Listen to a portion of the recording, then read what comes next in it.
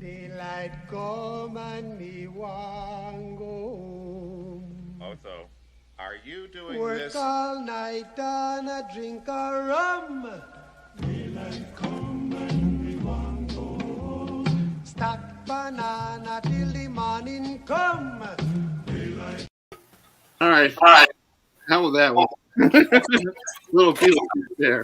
Got to come up with something different for Wednesday night. Hello, everybody, and welcome to Wednesday night here, Sports Talk with Chris Heidel. We got the gang back for tonight. We got George and we got Ewan and myself here. So, how's everybody doing? First of all, George, how's everything going?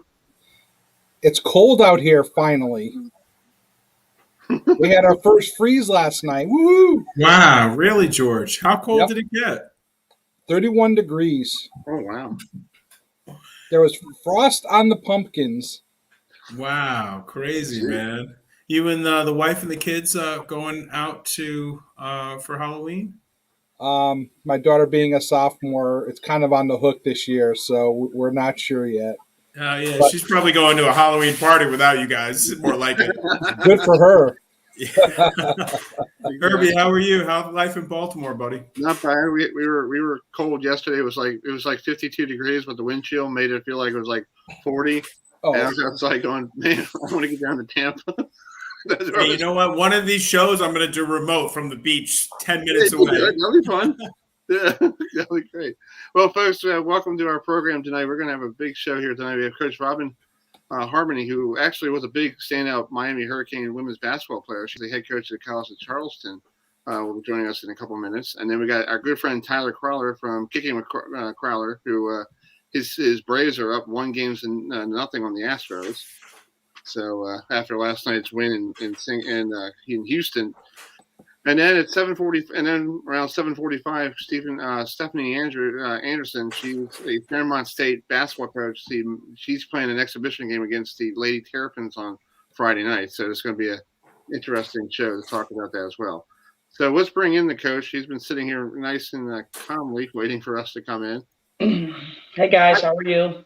How are you? Thanks for coming. Not too bad. Oh, you're welcome. Thank you for having me. Oh, no problem. I was just doing some little research. You were a standout basketball player at the University of Miami, so you got to go with the U. I didn't know if we were going to talk about that Florida State ride right, ride right, ride left. Oh my God! I'm going down that road. Already, right out the box. Oh my God! It was like I didn't even check my swing yet. It was like, geez. Wow. Yeah, those were the days. Yeah, they were the days for all of us. Yeah, now it's now the football team is having a hard time getting some points. But anyway, let's talk about your basketball team. Last year, COVID-19 hit. It was a tough season for everybody. So how did you keep everybody focused on what you guys had to do? Well, we started out really, really great. We were 5-2, and then we went home for Christmas, and one of our kids came back with COVID, so we were out almost a whole month. And then we got back in the swing of things, and then our back-to-back opponents had COVID. So we really didn't play basketball for 2 months. Did a lot of practice, but it was tough for our kids to kind of get fired up for that conference tournament in the last couple games of regular season. We finished 6-9, and, it was just maturity, but at least we got through the COVID where we should still be able to play some basketball and be a little bit more like it's normal. Coach, I wanted to ask you, in this age of recruiting, last year you had the number 1 ranked class in the CAA.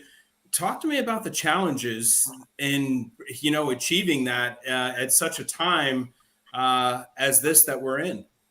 Well, we were fortunate that I think that COVID might have helped us with the recruiting class because people couldn't go visit, and it was all contacts and being on the phone with the recruits. And, we just were in the right place at the right time. One of the 3 we already knew.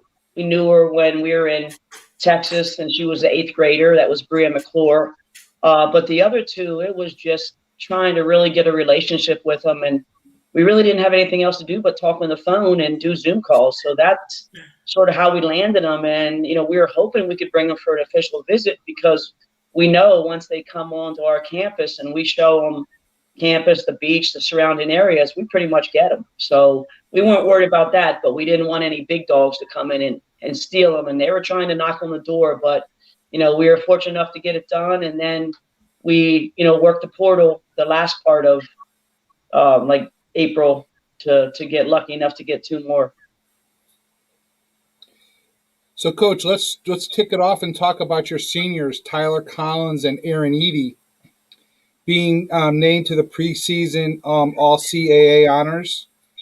Pretty good way to start the senior season for them.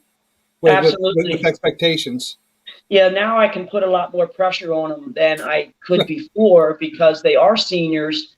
And if you look at Tyler she was really picked the 7th best player in our conference. So now I can use that to help motivate her even more. She's a kid that can really put a lot of buckets up quick. And, with her senior leadership, she's going to help us. And we actually moved her to the 2 guard because we like her better to shoot, as a shooting guard than we did bringing the ball down the floor. And then Aaron Eady being an honorable mention, that's kind of being in the top 15 players. And she is a double-double machine where she just shows up every single night and produces for us. And she can read the rim very well.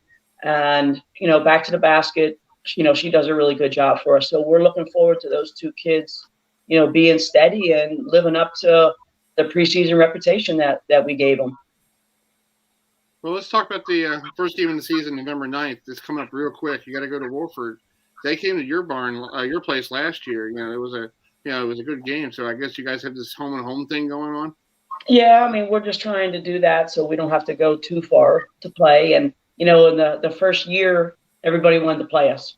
And then, last year wasn't as easy, but, it's just a matter of the better that we get, it'll be harder to get opponents. And we know that the CAA conference is a really tough conference. So you want to be able to get prepared for it by playing teams like this. And they'll be very good. They kind of had their best player that was out last year and she's back. And, we have to go show up and learn how, as a younger team, we really didn't do well on the road. So we have to pull off that Band-Aid and get some road wins and really compete. Coach, my partner mentioned 2 of your players, Tyler Collins and Aaron Eady. I'm wondering, Coach, how do you install or how do you motivate kind of more leadership now that they're seniors on the floor? Can you talk to me about your philosophy with that? Well, I think that we as coaches can be leaders, but we want our kids to lead each other. And it's really by peer pressure that makes you, a really good team. We're a good team if we're the leaders as coaches, but if the kids lead each other, then we become great. But I have 3 captains right now, and neither one of those 2 are actually captains, but, they also lead by example on the floor. And it's really about coming through, whether it's in the classroom, going to class, being on time, not being on your cell phone, to coming to practice and giving your best effort no matter what. If you have a bad day shooting, we're just trying to tell them all that there's a way that you can help us win. And, they're just keeping each other accountable right now. But, we also try to get them ready for adverse situations as coaches by, running them, making them disciplined, that they don't go crazy when maybe it's 8 versus 5 or, they lose their pool. So it's just a matter of every day getting better and every day pushing them out of their comfort zone, whether it's from me or from each other. So, Coach, the one thing to remember, and you can tell those 2 ladies, is that, sometimes you don't have the C on the uniform to be a leader of the team. Exactly. And I've seen players in other sports where they didn't have the C next to their name, and they've gone on farther than the captains of the team. So, that's a point that I would make with them. But if I could, I want to jump to something really quick that became a controversy the 2nd year in a row. I know it's too early talking about NCAA tournament time, but was there any discussion over the spring, about the treatment? As Chris will tell you, I'm a big fan of the women's game. I'm a big supporter. Yeah. I think there needs to be more attention paid, and they treated more equally as the men do. Were there any discussions since the spring about about the layout of the way the tournament's played and how the game is viewed?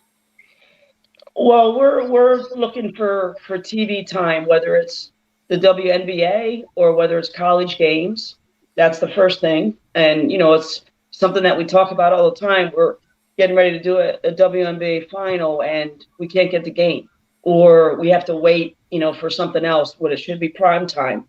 And with the CAA, they know that it wasn't fair with the NCAA, and you see the weight rooms and the gear and everything that's left. But I'm pretty sure that with the WBCA, this has been addressed, and you're going to see some changes here in the next year. Which you didn't want it to happen like that, but the video, that's just the times that they're going to take pictures. This has been going on for a long time. It's just now we're finally getting the proof, and with social media, it's going crazy, and that's making everybody else aware that it's not the same. Because I've been saying for years before even the pictures came out, the last couple of years, I've been saying the last 5 or 6 years, why don't the women have the same type of floor setup that the guys do? And I'm glad to see times are catching up, but it's just not right. It's actually disgusting to see that we're in the year 2020, 2021, and we still have this kind of, I'll say, distance between the two types of treatment. Yeah, definitely. And I remember when we were AIAW, and then in '84, the NCAA took us to make everything the same. They realized that the women can draw, they can get revenue, and it was something that was worth taking. So now, we just have to catch up, and they have to do what's right and make it equal. Yeah, I like that you guys are using March Madness. I think that should be universal. Yeah, definitely. 100%. Yeah, it shouldn't even be like, oh, the men have it, but the women have to have some other name. It's still Madness, no matter what. It is. It is. Yeah. Good one, Chris. Yeah, it's like it doesn't care if you guys play in Texas or Indiana or somebody's backyard. It's still a tournament. It's just still the same as everybody else's. You're still having basketball, and you're still dribbling it. Yeah, you got it. And you got Florida State, both schools playing each other. One's women, one's men. Come on, it's the same. Just keep beating the drum, keep getting the message out there, because that's the only way we're going to change it. Yeah, I feel like I see the change, and I feel like maybe my time, maybe you might see a little bit before you retire. You might see everything will be normal, and everything would be like, okay, we understand now. Yeah. But right now, everybody's still on that touchy line. Yeah. Like, do they really want to do something or not? Yeah. Well, fingers crossed. I think in everything it's a process, but I think we're heading in the right direction to just put a bow on it on a positive note.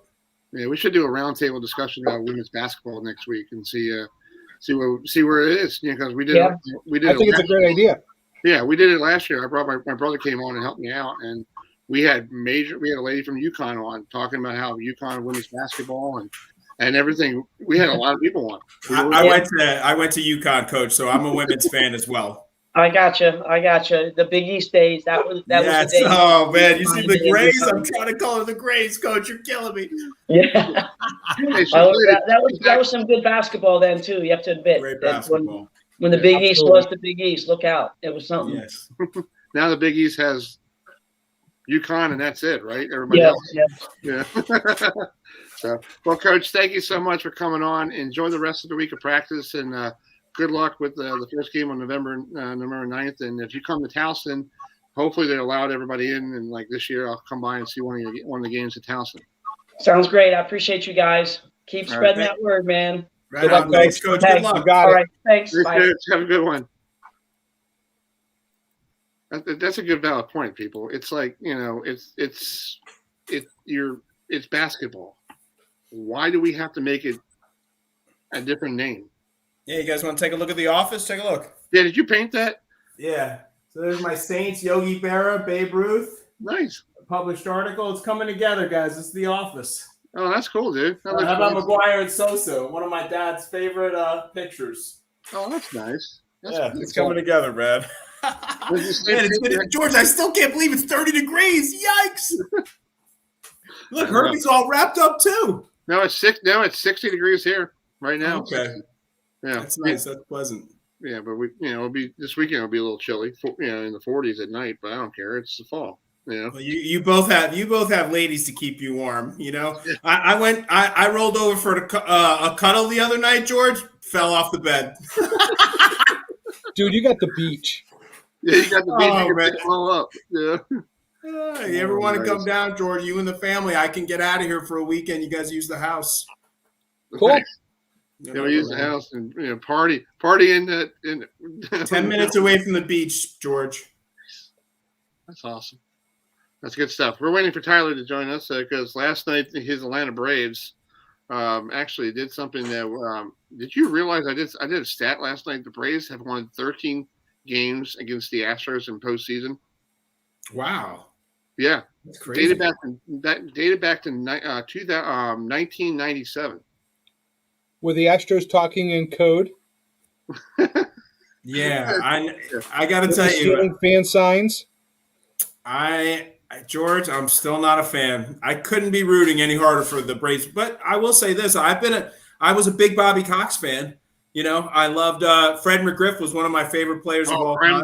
Crime dog. I don't want to go political on you. Oh, What a slap in the face it is to the city of Atlanta to kick away the All-Star game to Colorado, and then the Braves go to the World Series. Insane. Hello.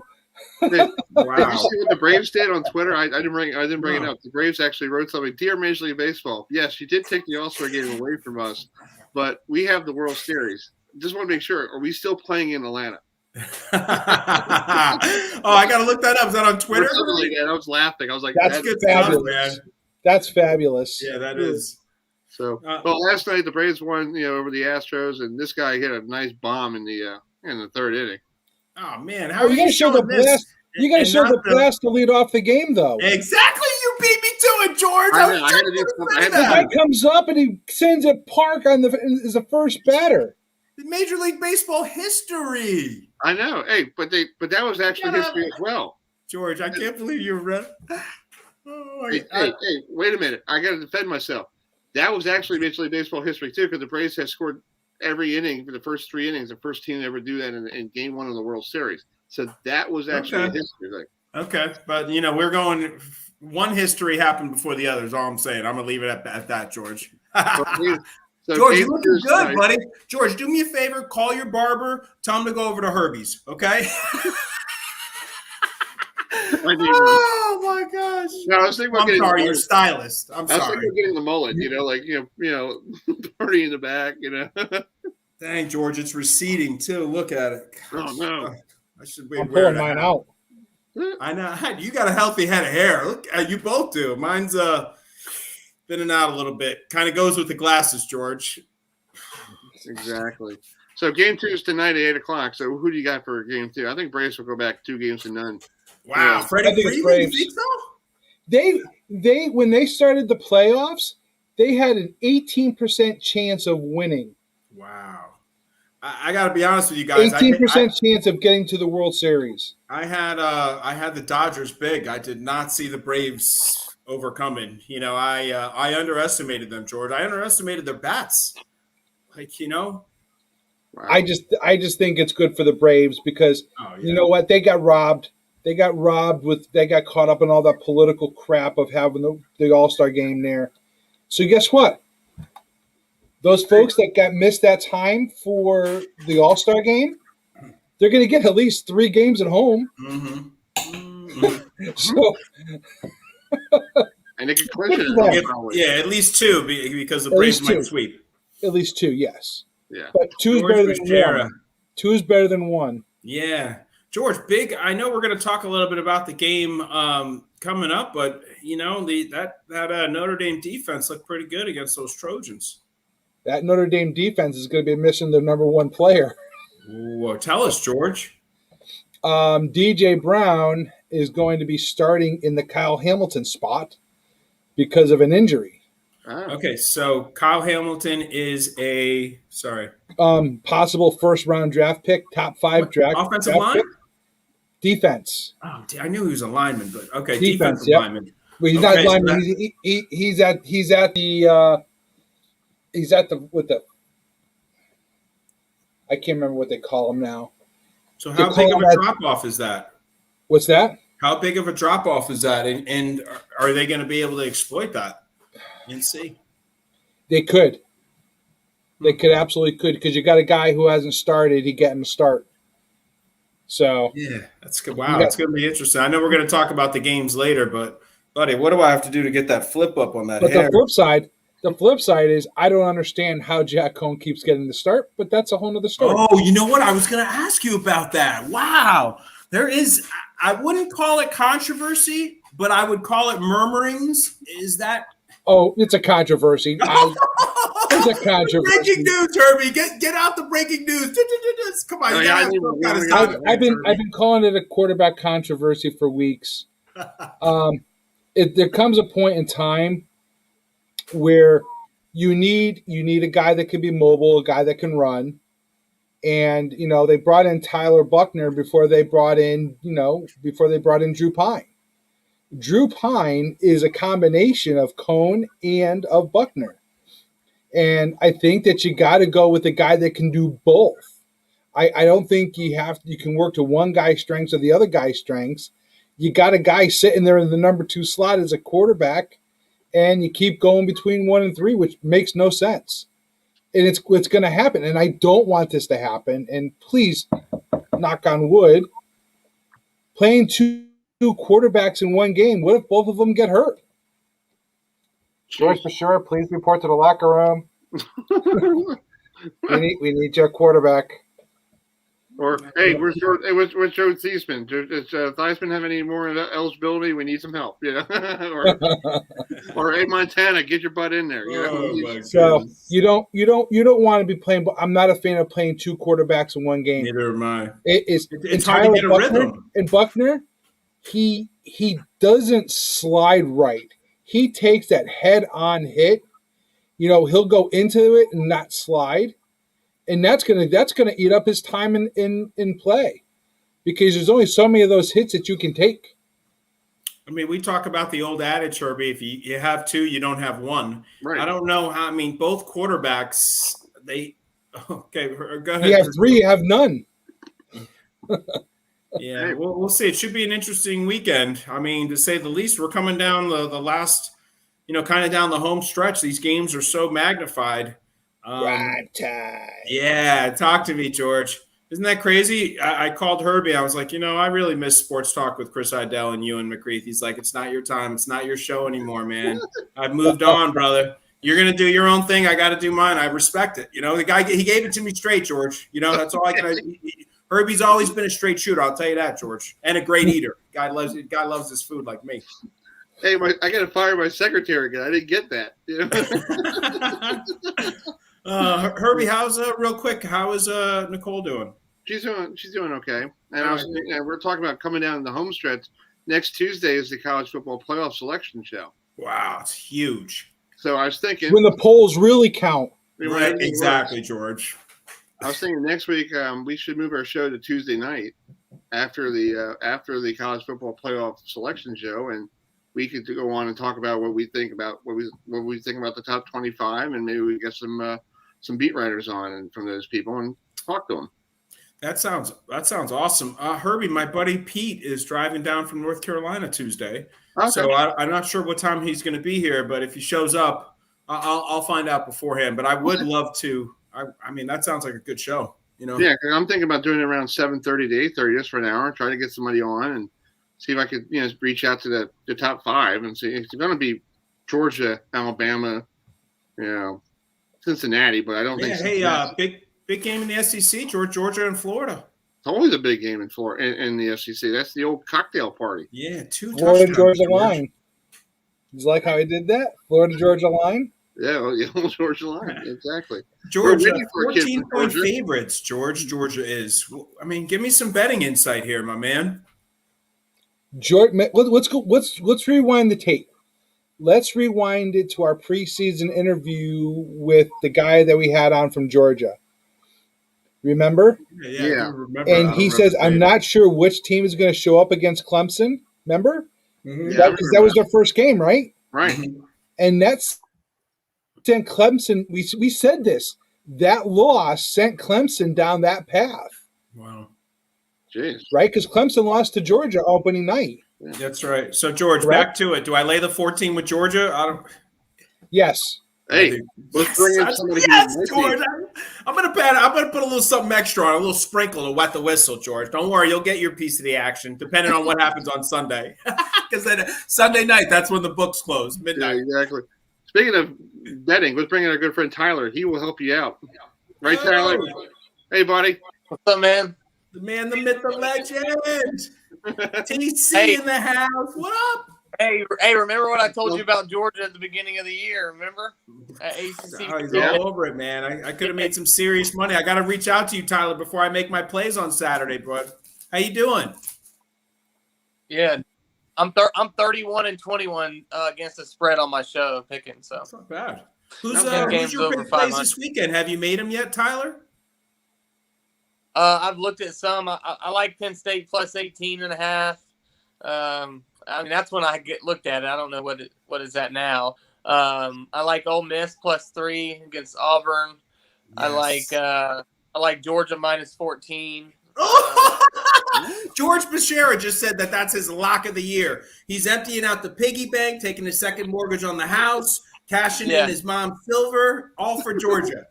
I would legit think about if you're all in. legit better. If you're like legit better, I put like 10K on it, something like that. Like if you're legit about it, put like 10K on it. Seriously, that's how good I feel about that. Wow, George. Yeah, Herbie, we need a graphic like that, don't we? I know. I got to get one. I got to get the graphic department. You're First so of all, money, let's talk- Tyler. You're so friggin' money, Tyler. Dude, we hung out a little bit. Where's home for you again? Columbus, Georgia. Oh, okay. Right, I'm like 45 minutes from Auburn, like 3 hours from Tuscaloosa, like 2.5 hours from Athens, right in the middle of everything. Wow. Nice. Right here. He's in the hub. Yeah. Nice. Let's talk about last week. Right with there, these like, games. yeah, let's do it. Yeah. Penn State losing to Illinois in 9 overtimes. Come on. 9. Yeah. That was ridiculous. I was at a football game. They were looking ahead, maybe? They were looking ahead to this week? I'm just talking about like the 9 overtimes. How that happened. Like, how in the world does that happen? That is unreal. First time that's ever happened, right? 9 overtimes? Yeah. 9 overtimes and the First- undercashed. Wow. Wow. That's crazy. That's crazy. Isn't that crazy, guys? Yeah. What about last week? Ole Miss with Eli Manning getting his jersey retired, and the end zone had Manning. Who, Drew Brees was like saying the other night, going, "Who writes Manning on the end zone?" It's going to be Ole Miss, man. Ole Miss. Wow. I'm trying to give you deer in the headlights I think because that's all Eli did for his years in the NFL. Oh, hey, we got 2 rings and we beat Brady twice. Thanks. So yeah. Hey, Ewan, I'm a Giants fan. I'm allowed. Me too. I could not stand Eli, and I can't stand our new quarterback. We hung on to the past. Hey, Tyler, let me ask you something, buddy. I have not just because I lived in Louisiana and went to a lot of LSU games. I just hate what's happening up in Baton Rouge. How the mighty have fallen. What's your assessment of Coach O and what's happening up in Baton Rouge? Well, I think the writing was kind of on the wall. I mean, I follow a lot of people with LSU program. Matt Moscato, he's an ESPN guy, radio guy for LSU Baton Rouge. He's been on my show, and he was calling for Coach O like even further back because there's some stuff with Darius Geis going all the way back a few years. I don't know if you remember him.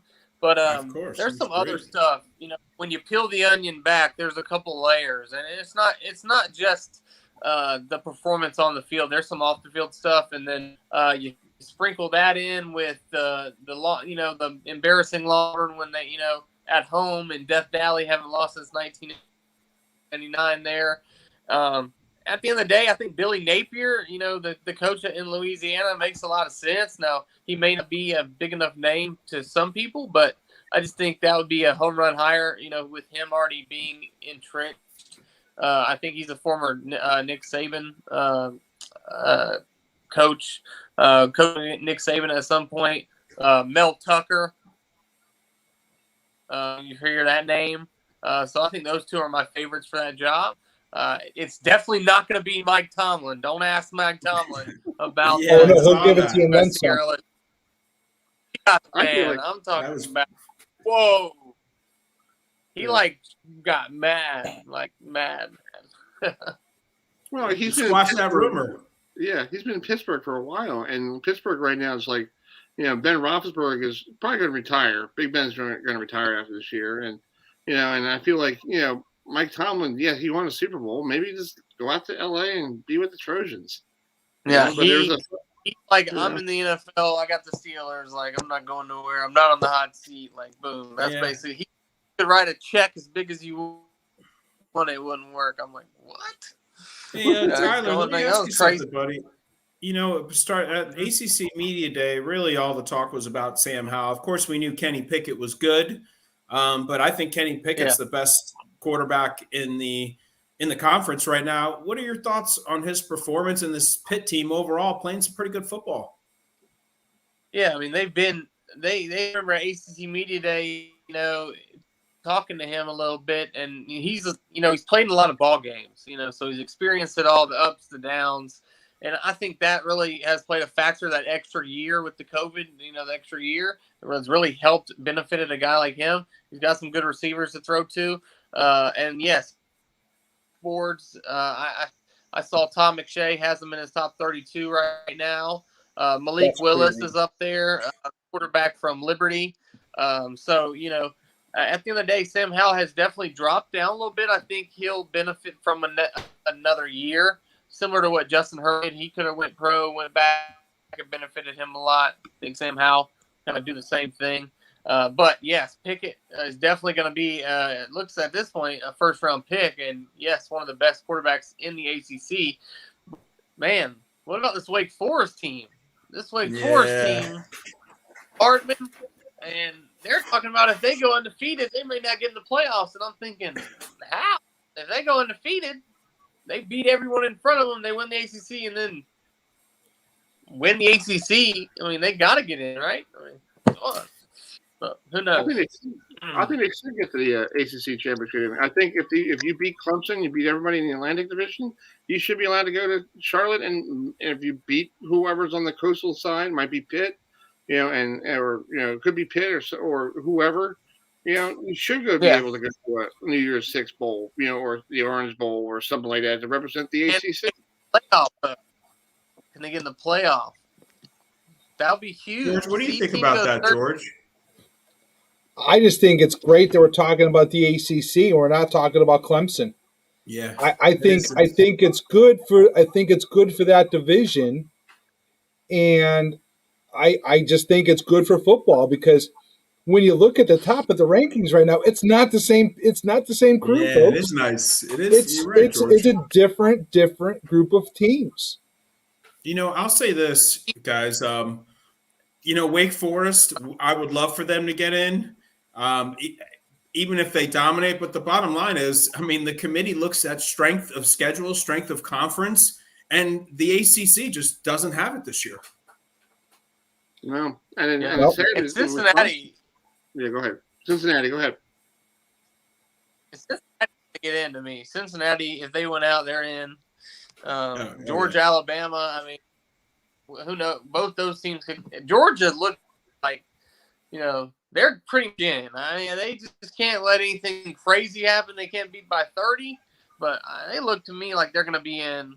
And then everyone else, Cincinnati, and then who knows? Ohio State with the Big Ten situation. There's like 5 good Big Ten teams right now. So who knows? Who knows what's going to happen? College football is weird this year. It's awesome for college football. Absolutely. Yeah, it's the ultimate reality show, man. You never know what's going to happen. Hey, you get like a team like Illinois who basically 2-5 go to State College, spend 9 overtimes, beat Penn State. Now Penn State's like not even like in the conversation anymore for a college football playoff. They probably are not even in the top 10. They probably be down like near 11 or 15. And Penn State, they got to win out, or I guess James Franklin will be on the first plane to LA. Yeah, I hear his name. He's a favorite for that USC job. So yeah. Well, he was favored for the Maryland job back when Ralph Friedgen was here, and that's why every time he plays Maryland, he runs up the score on him.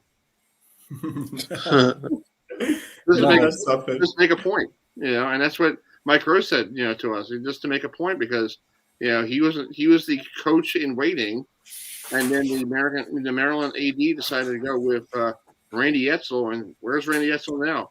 He's at home and playing home and retired. He couldn't. Yeah, Tyler, while we got you on, buddy, we got that Georgia play. I wanted to ask your thoughts on Notre Dame and UNC. The Irish, some places laying 4, but most places laying 3.5. Your thoughts on this game? Yeah, I couldn't trust North Carolina enough to even take the 4 points. I just, they're so up and down this year. The loss to Florida State. Isn't it crazy, Tyler? This is the 4th consecutive week that Notre Dame has an opponent off a bye week. That's crazy. That's normal. That is normal. Wow. If you look at Notre Dame's opponents, they all have a bye week. It's insane. Before they play Notre Dame. Not Florida State. We had an opening weekend, and we played, and the next week we lose to Jacksonville State, and everybody called me wondering if I was like on life support or in jail or both. Joke, man. The defense back, dude. Like, what was he doing in that play? Like, I don't know what he was doing. Like, what are you doing? And then, like, Florida State hasn't had. I mean, you played Notre Dame tough. You lost to Wake Forest after the team was deflated. I mean, the team hasn't been terrible this year. They've had some bright spots, some okay moments. They've had some lows. Florida State, Clemson, with everything going on last year, with Dabo and the head coach. I mean, it's gonna be something to watch out for. Clemson. I mean, if Florida State can ever beat Clemson again, I mean, this is the year to do it. But we'll see what happens. Chris, I'll pick Florida State this weekend. How does that sound? Let's go. Hey, they're doing something really nice down in Clemson. They're honoring Bobby Bowden. I guess that's the only peacemaker, to Mike Norvell. Like, hey, it's okay. We're sorry for last year. Like, I was talking to somebody the other day. Like, yeah, Florida State didn't want to play Clemson last year. Like, that's a good point, because we didn't want our butts kicked. And maybe we just come up with a COVID thing and say, hey, we got COVID, and go somewhere else for the weekend. Hey, if Michigan can do it. That's what happened, baby. Yeah, but it's like, come on. That's what happened. Clemson's back. They made the trip up there. That's what they're mad about. Like, they went up there and everything. That's what they're pissed about. And I understand they have something to be upset about. But at the end of the day, it was just a weird season last year. You just have to chalk everything up almost that happened last year. Just throw it away. It's hard to do any comparisons to last season. You got to go back 2 years. And then it's still hard to compare teams this year to 2 years ago. So you're kind of starting with a clean slate and moving on. Oh, I agree. I feel like forget what happened last year. And Tyler, you and I were at the ACC kickoff, and there was a rumor going on like Dabo went past Mike and Norville, and Mike didn't even say hello to him or anything. So it was like, okay, why are we having that was last year, folks. Why are we still having an issue with something happened in 2020? Like, let that go. And I think it's right. Be gone. And here's the other thing is, we're 3-4. We're the first ACC school to start 0-4 and won 3 straight games right afterwards. Hey, there's a first for FSU. Yeah. So if we could beat Clemson, we're 4-4, and our season looks a lot better than a couple weeks ago when I thought I was going to have to get down to Tallahassee and put my name in as a head coach for Florida State. Hey, Tyler, I got a question for you. the whole situation with DJ over there at Clemson, they have never, Clemson in years has not had a bad eye on a quarterback. What happened? I mean, I always tell the guys that, high school ball moves at one speed, college football moves at another, and then at the pros, it, of course, is going to go at a different speed. Has there been an adjustment issue? Because I know it's his freshman year and he didn't really play. He played the one or some cleanup stuff. But is there a hard adjustment there for him? Yeah, well, it's just for me with all the NIL stuff that was going on this year, and he was a big name, a big fish out there. He got Dr. Pepper. He got Bojangles. I mean, just think about it. Had got all these deals before he even really proved himself out there, right? And Spencer Rattler and all this, they're getting all this money, and they're not doing things. They're doing it a little different, and maybe they're not out there on the practice field, or maybe they're just maybe not caring as much. They're just trying to get to the NFL as fast as they can, similar to basketball. A lot of basketball players, you're in school for 4 months. Who cares after that? You're done. Before your first semester, you're training, you're hitting the NFL, you're going one and done. So, and he may not get that NFL, opportunity you're in going the to see NFL. this work. Exactly. And that's the thing. He's going to have to go prove himself all over again in the off season, the summer workouts, and that's going to be good for guys like him. Spencer Rattler is going to enter the transfer portal and go somewhere. He's going to have to prove himself all over again. Caleb Williams just absolutely took his job and ran with it and proved why if you're a 5-star guy and there's a guy in front of you, it doesn't matter. If you think you can beat him out, go to that school. It used to be you don't go to that school, but now guys are just going wherever they want, and they're saying, hey, I don't care how many guys are on the depth chart. Arch Manning, where's he going to go? Gunnar Stockton, a guy who's in Georgia, who just broke Deshaun Watson's touchdown record. Like 220 touchdowns, like insane. He's going to Georgia. Georgia's got a stacked quarterback room, and he's going to Georgia, and it's just like, man, it's like it doesn't matter anymore. You can go if you get on the field for 1 year, if you get on the field for 2 years, you prove yourself, you put it on tape, you can get drafted. So, but you have a chance to collect some money in the interim, so you get to build that savings account while you're in college. Yeah, with image, brand, likeness, you can definitely do that. I mean, that leaves so much opportunity. And, Tyler, I'll say this, man, you're right. A couple of good seasons, but it also matters. They'll put a lot more weight if you get those 2 seasons in a Power 5 than you will. I mean, we see it all the time, but unless you're playing at like North Dakota State, which obviously has a track record of putting quarterbacks into the NFL. And also, I want to chime in here. Also, people in Clemson are not used to having a quarterback that's not Lawrence or Deshaun Watson or Bryant. Yeah, they have another guy coming in next year, a 5-star guy from Texas who'll come in and he'll compete for the job, and so they'll get their 5-star quarterbacks each and every year at Clemson. So one of them we'll see, but the guy from Texas is a pretty good quarterback. Yeah, and I just feel like Dabo needs to change the offense around, because I talked to Gary McDaniel, and I feel like they got to somehow find a way that makes it easier for DJ. And I feel like DJ's trying to learn what Trevor Lawrence learned and everybody else, and it's like, some people. The same system, The system doesn't work for everybody. The system doesn't work for everybody. No. I'll say this. After last year, we thought he would be a perfect, it's just, you could not foretell what is happening at Clemson and DJ in particular from last year's performance. I am absolutely dumbfounded of where this Tiger program is right now. They're in the middle of mediocrity, quite frankly. They were the stars. They were the stars, and that's not. And they haven't really proved it. A lot of those guys were unproven, and they're out there, and they're the stars of ACC Media Day. Look at Wake Forest. No one talked to them. No one even interviewed those guys. I love Sam Hartman. I like him, man. They're 7-0 Oh, man. And Sam Hartman is a good quarterback. You can keep, man, and he's always going to be a competitor. Look at him. He was on the QB1 show. Like, the kid is an athlete, and he's a competitor, and you just root for teams like that. And you got to give it up for a guy like their head coach at Wake Forest. He's done a heck of a job. Hey, underdogs can do it too. Exactly.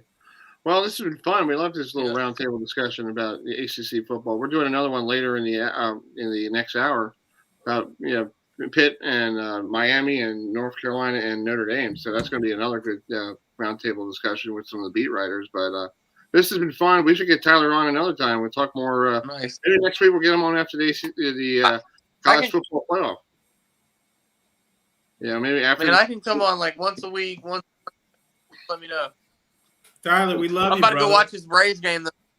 Yeah. Go. Braves, Yeah, go watch the Braves. Get a cold one for me, my brother. Get a cold one for me. Chris, let me know. I'm down to come on for. Let me know. I'm down to come on the show. All right, cool. Yeah, I'll get you. We'll talk after if the Braves are, winning the series. We'll get you on and we'll have a little party. Yeah. All right, man. All right, buddy. See you, dude. Yeah. So that was pretty cool to have Tyler on. But yeah, it's correct, guys. It's really hard when people. I think also it's pressure because you become you sign this contract, that contract. Everybody's going to see you on Dr. Pepper, everything else, Bojangles, and you're like. Now they're like, okay, you signed these contracts, then perform. This is the negative side of the NIL. Right. And These are the guys. This is the negative side. We talked about at the beginning of the season, our preseason, about guys wanting more and then trying to overperform. DJ's not in that role. He's underperforming.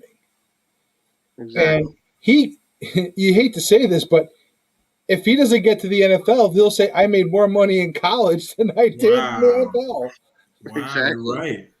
Exactly. Holy mackerel, George. That's crazy. Yeah. Well, we'll turn the page here. We'll just get back to some women's basketball here. We got Stephanie Anderson. She is the head coach at Fairmont State University out there in beautiful West Virginia. I was covering Bowie State football years ago, and we went to Fairmont, and it was a nice little football stadium you guys had. Yeah, that's the only thing I remember. The team we were broadcasting got their butts kicked, but it was still a nice place to go. But I appreciate that. First, thank you guys for having me on. Yeah. Talk about this preseason game. I know you're going to play against Maryland, and it's probably going to be like, they're probably going to run you out of the gym. But what are you going to learn from an exhibition game? Well, it's a great experience. I mean, obviously, first and foremost, the biggest thing I think to challenge our kids with the experience is one, but the second thing, there's going to be times when we literally may play perfect defense, but they're still going to score because they're just 10 times bigger, stronger, faster, all of those things. And I think that's a good opportunity for us to at least challenge our kids to stay focused, to just make sure that you think about the next play and not focus so much on the mistake that just occurred or whatever it may be. And I think just continuing to, focus on the next thing is probably the most thing that you can work on because a game of basketball is just full of runs in general. So if we can mature in that area where we're not thinking so much about what just occurred, that's going to be helpful moving forward. But literally their roster, we were doing the scout over the week, and they've got almost every single player is looking about 6'3", and our point guard's 5'4". So.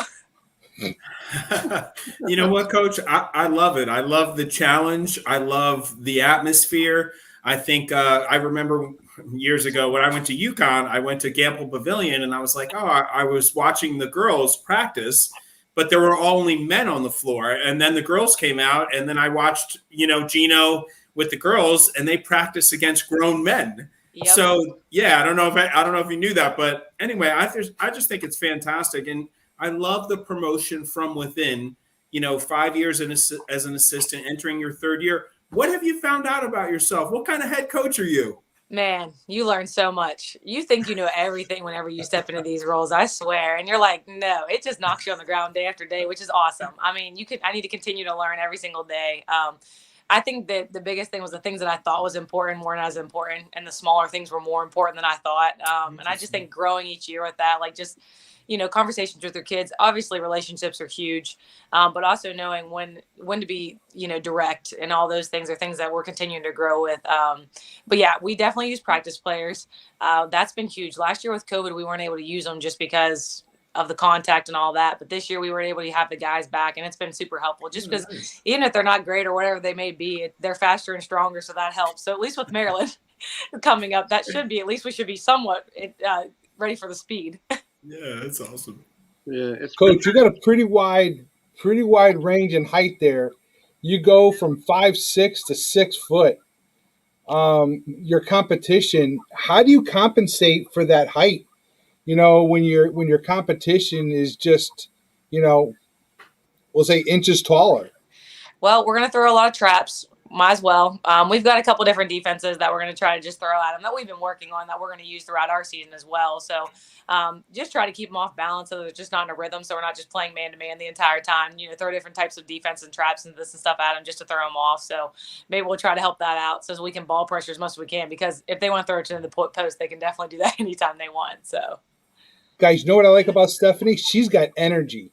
Oh, yeah. Are you kidding me? You know what? It's crazy because – yeah. You know what? I looked, and Coach, tell me a little bit about this, but obviously at this age, I mean, I coached like JV girls basketball in Louisiana, and I went from having no kids to like 12, like hormonal raging girls. And I'm like, yeah, I need to talk to like the AD like every time. But anyway, do you find, you talked about relationships.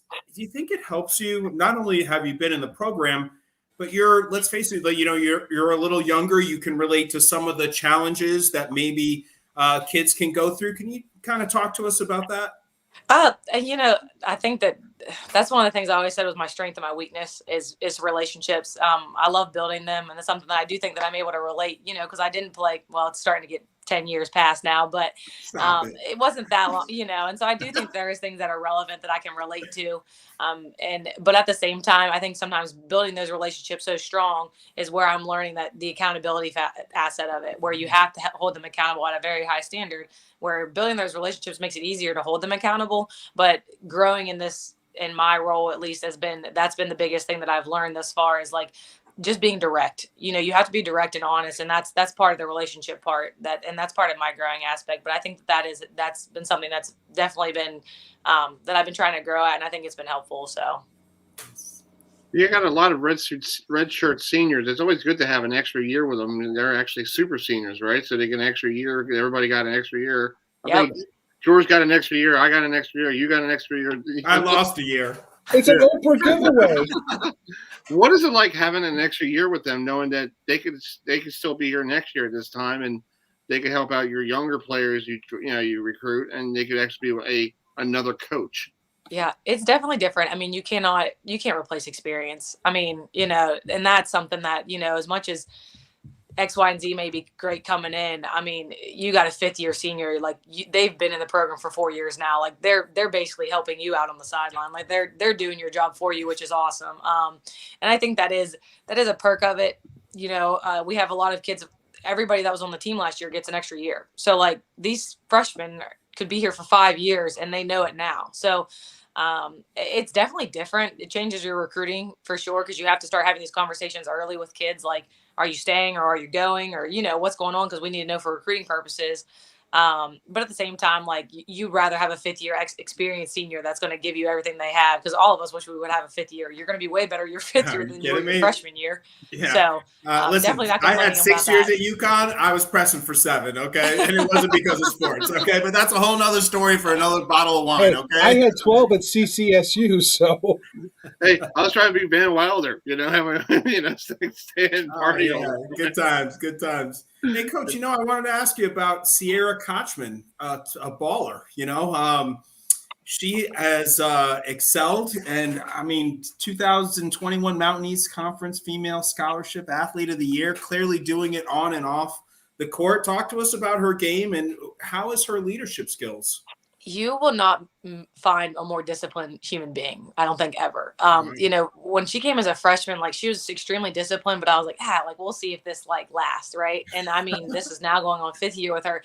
I mean, she takes care of her body. She does the research. Like she eats perfectly. She's in the gym 24/7. I mean, it's muscle memory at this point. Like when it's going up, we think it's going in. I mean, she's consistent. Like basketball and health has been her life, and that's been her focus. And and she's reaping the rewards of it. And I think that's just something that all of her teammates, they look at and can strive for at times, because it's like, man, like how can we be that disciplined? Because if you're that disciplined, like, it shows the results. She goes to bed at the same time every night. She gets the amount of rest. And in college, like, that's extremely difficult. There's so many temptations out there, and she has stayed disciplined. I will give her that. I don't know how she does it, but it's pretty amazing to watch. Looking for big things from her this season, So, that's awesome. It's so great to have you on. I'm so excited to have you back, and we'll be following you. Yes, please, anytime. I appreciate it. I got to ask you one more question, Stephanie. Yeah. Talk about this whole, last year with the protocols. When you go to Maryland on Friday, what's the plan for you guys to get there? Because a lot of teams, like in the NFL, the Chargers showed up Saturday night in Baltimore and didn't get there, and they were all tired and all that stuff. What do you guys have to do to get ready for a 6:00 Friday night game? Do you guys have some kind of like protocols? Well, I mean, for COVID protocols at the moment, we will be masked whenever we travel. And then whatever Maryland's protocols are when we get there, we'll follow all their guidelines as well. I know they've talked about if the benches are socially distanced, you don't have to wear a mask in some leagues, and then others, if they aren't socially distanced, you can wear a mask. You do have to wear a mask. So I'm not exactly sure what Maryland's protocols are. We'll find those out when we get there. But I know that as we travel, we'll be masked. But then once we get there, like, we're going to stay the night before, stay at the hotel, just so we can practice on the gym floor and all that, so they get the full experience. That's awesome. I love that. AKA Hoosiers. I'm sorry, I had to. I had to do it. Yep. George, you knew it was coming too, George. As soon as she said that, get the whole experience. George, go ahead. One last thing, right, George? Go ahead. So you're going up against this big Maryland team. What I mean, it's always good to go up against an opponent like that, because there's a lot to learn, right? What's the one thing that you want to take away from that game with your team? I want them to accept the challenge. I don't want them to back down just because they're a bigger team. Like, at the end of the day, they need to compete. Like, we're out there, we're lacing up our shoes just like they are. They need to compete. Like, at the end of the day, they need to know that they at least gave it everything they had. Whatever the score reaps, that's fine. But I just don't want them to be back down from a challenge. So. Nice, Coach. You're getting me all fired up, man. What? She's giving us the talk. Give me a basketball coach. I'm telling you. Silly. Hey, I'll be watching the local news and see, like, there's an upset in an exhibition game, like. Hey, me and my assistant said we're quitting. Like, if we win, out. No, retire. Where's the trophy? We want the trophy. Hey, you should ask Brandon Breeze. Can I take that Big Ten trophy home? That's right. Nice. Well, have a safe trip down to College Park, and good luck. And I know this is an experience for you girls and your staff to be on the floor. I know it's not going to be. It's open to the public for anybody to come watch the game down there at College Park. So hopefully you get a full packed house on I think it's homecoming weekend. Right. Yeah, that'd be nice. So hey, Coach, you enjoy the experience too, all right? Oh, I will. Absolutely. I know you will. All right, Coach. Thank you so much. Have a great day, Coach. Oh, she was great. Yeah, she was great. She was fantastic. Brought the fire. She brought the goods. Oh, are you kidding me?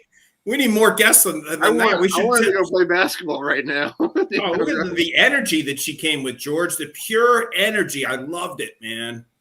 We've got to get back. We've got to get Coach back on again. You know what? And once again, it's all about if it's the top-down approach in a program, that's what you need. Yeah. You need a person with fire. Not someone that's been suppressed. You need somebody with that fire, and Coach has that fire. Exactly. She has that fire and determination, and I hope they give Maryland a run for their money on Friday night. That'd be a good game to actually watch, or it's free for people to go down there. Good for them. Yeah, exactly.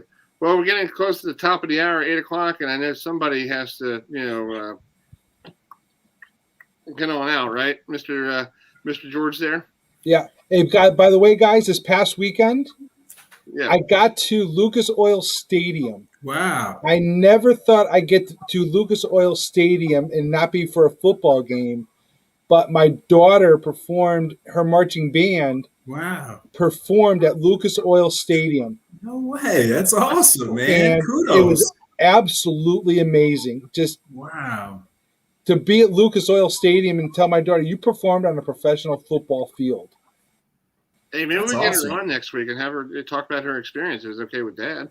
We can break it down. Yeah, break it down. Well, actually, if we make states, we go back to Lucas Oil in 2 weeks. Wow. So, Hey, congratulate her from us. Yeah. Yeah. George. That's awesome, man. They Big time finished- kudos. 21 out of 64 bands. Wow. Wow. Thank God she got the talent from your wife's side. Oh. I think it skipped our generation. I think she got it from her grandparents. Dude, you're sleeping on the couch tonight. How dare you? No, my At least wife I will got be the something to blackmail you with now. She'll be the first to admit it. Oh, Nice. wow. Nice. George, man, so good to see you, buddy. All right, Good buddy. to see you guys. We'll see you next Tuesday. We'll see you next Tuesday. All right, buddy. Later, Take it buddy. easy, guys. All right. Well, you and I will be rolling in here for the next hour. We got some hockey. We got some HC. Hold on a second. An hour? Because I have a schedule till like 35 minutes. How did it turn into an hour? You didn't call the owner. You got the office today, folks.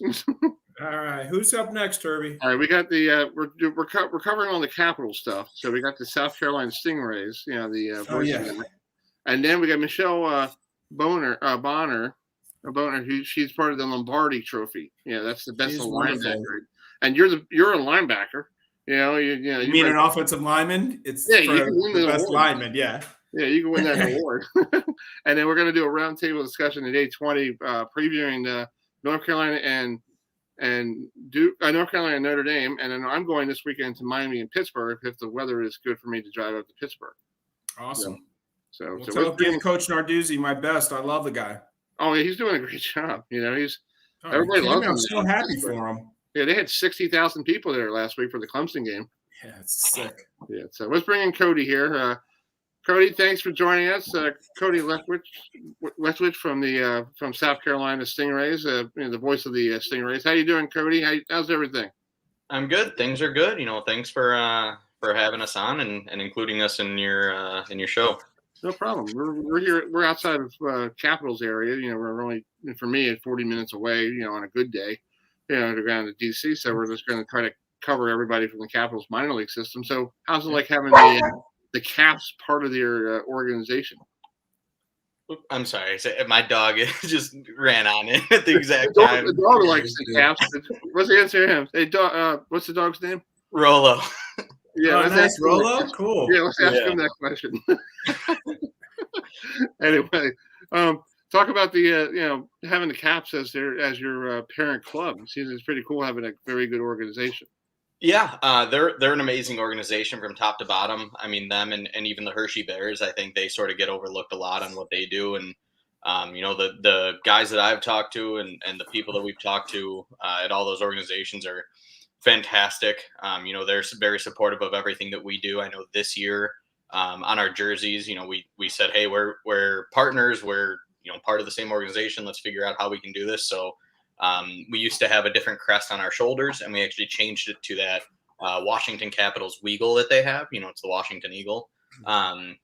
So we just, we're finding ways to sort of further that relationship and sort of show them, hey, we want to be a part of you and you guys want to be a part of us. So why not just go all in every chance we can? Oh yeah, it's awesome. Cody, it's this guy Hunter Shepard is a pretty good player. What are your impressions of him and how far can he go? Shep can go all the way. I think his biggest obstacle right now is the fact that Washington is just so deep at the goalie position. But he's on a Capitals contract. He's on an NHL contract. He definitely has the ability to go. And you look at his first game stats of this year. We only played last Saturday, and he goes 40 of 42, number 2 on the ECHL goalie saves of the week.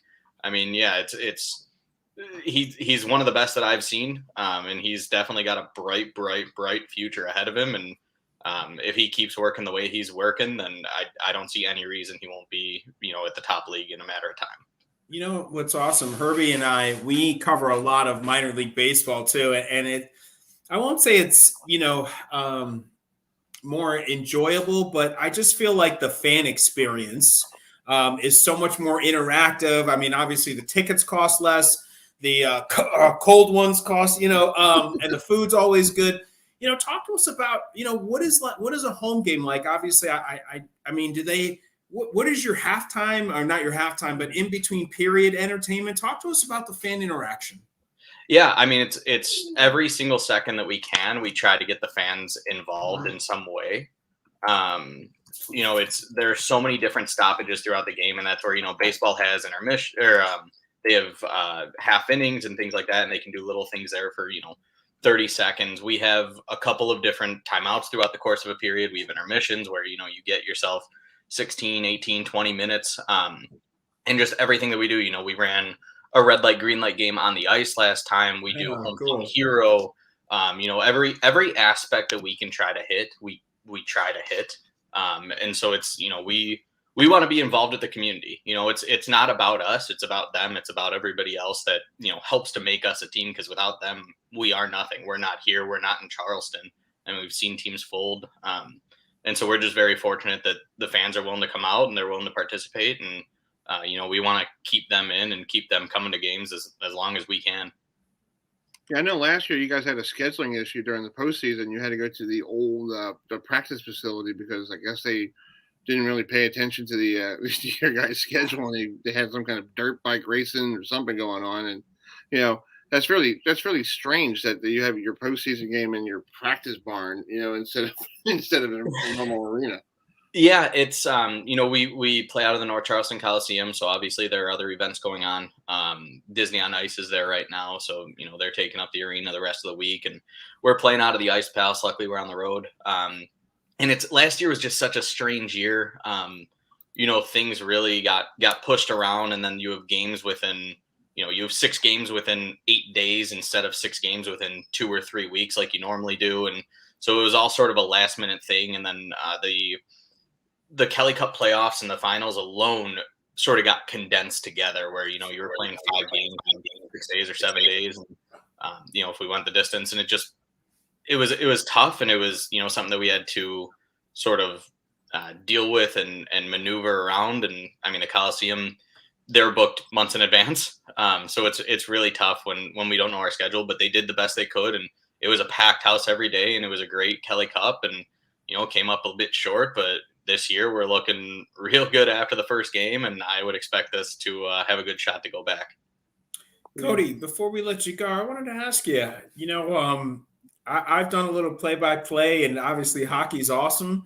Do you have aspirations to go to the NHL and do what you're doing here? Yeah, I think everybody in my position does. Right. Yeah, and for the longest time, I'm only in my 6th year coming out of college doing this stuff, and wow. It's very calm down.